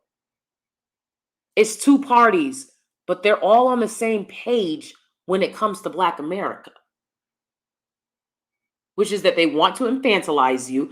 And like I said, people have been neutralized at this point. Neutralized. I had this conversation with a black man years ago. He ran out of the restaurant. It was a big nigga. It was a big big bruh, big dude. I'm like, what are you running out of the restaurant for? You can't deal with the reality? Get to work. Stop talking about hair weaves. You're in a two-party system. Watch, guess what? And the next president and the next president and the next president, y'all ain't gonna never get nothing from this government. Nothing. Anything you want in life, you have to take it. And they're lying to you about that. You see, they teach each other that. They teach their children. I went to PWI, so I know. They teach their children anything you want in this life, you have to take it. And they're placating you. Talking about some, oh, remember to be nice. Remember, let me throw an image of some mentally ill Black person that, but for this destructive society, has made, he wouldn't probably be that way. Decades and decades of post-traumatic slave syndrome, oppression, etc. All these systems, I keep telling y'all about the systems. That's why I'm not focused on people. I'm not focused on people. People will come over here with an attitude. Why you say this? Why you say that? I'm not focused on people. Just to be honest, I'm aware of the bigger picture. Okay? I focus on macro issues, not these micro issues that everybody else be on. I could care less about people. Just to be honest, I'm more interested in dismantling these systems. But that's me. But yeah. Well, you'll I mean, half the year left, Sun Goddess Ari, and you make it.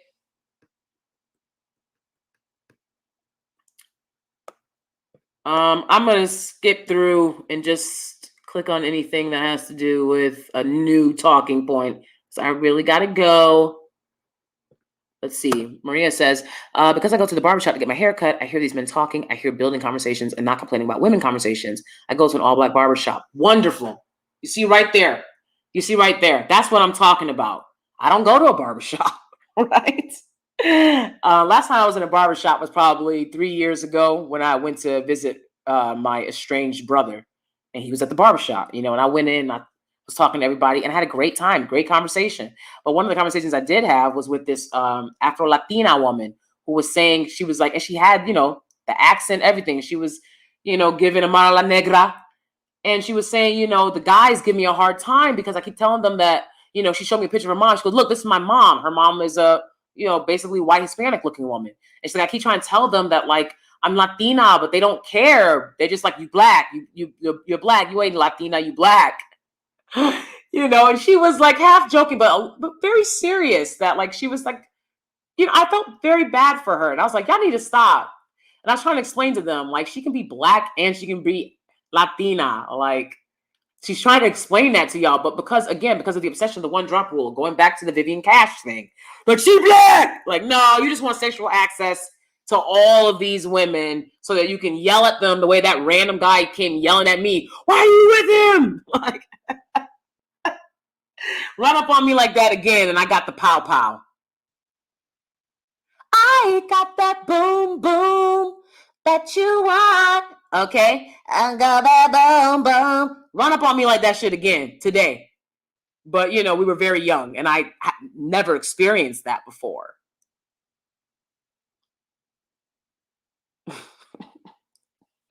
But anyway, so I'm glad that you said this, Maria.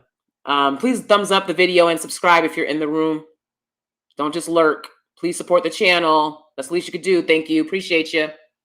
Appreciate you. I appreciate you for saying that, Maria Wilburn, because I don't really get to hear, men talking like that the way that you do. So I think that's great. Oh, Sammy said, I feel you. I'm a senior in college. The most you can do is find the most positive things about your experience as a senior. Aw, I didn't know you were a senior in college too. Wow.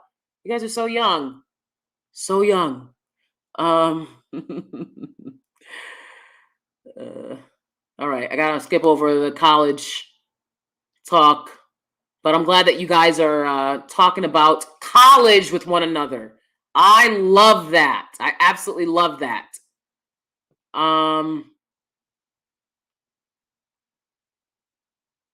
Let's see. Sammy says, I also don't like being around them either. Just an inkling on such topics. You'll get labeled a snob and all sorts of unholy things. That's why I love this channel. I can engage on such topics.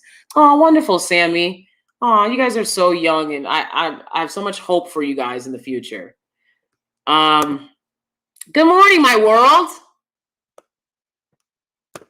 I'm talking about the grandparents that were addicted and never recovered. The grandparents that are still addicted, raised children in poverty, had children taken away from them, and still addicted. Mm-hmm. Dr. Umar. And everyone was reporting. I'm like, this how y'all know. This how I know y'all know nothing about what it takes to get married. It is a process, and you can't marry two people. So no, he did not get married. I don't know what he did. He did what a lot of folks do: cap on the the wedding industrial complex. Thank God for the kids and the good old school elders. Yep, absolutely. Absolutely. It's been really great talking with you guys. I'm going to get going. You guys have a really great day. Get out there, run, walk, enjoy the outdoors, especially while the weather is warm. That's what I'm going to do. And I'll see you guys soon. Thank you. Mwah.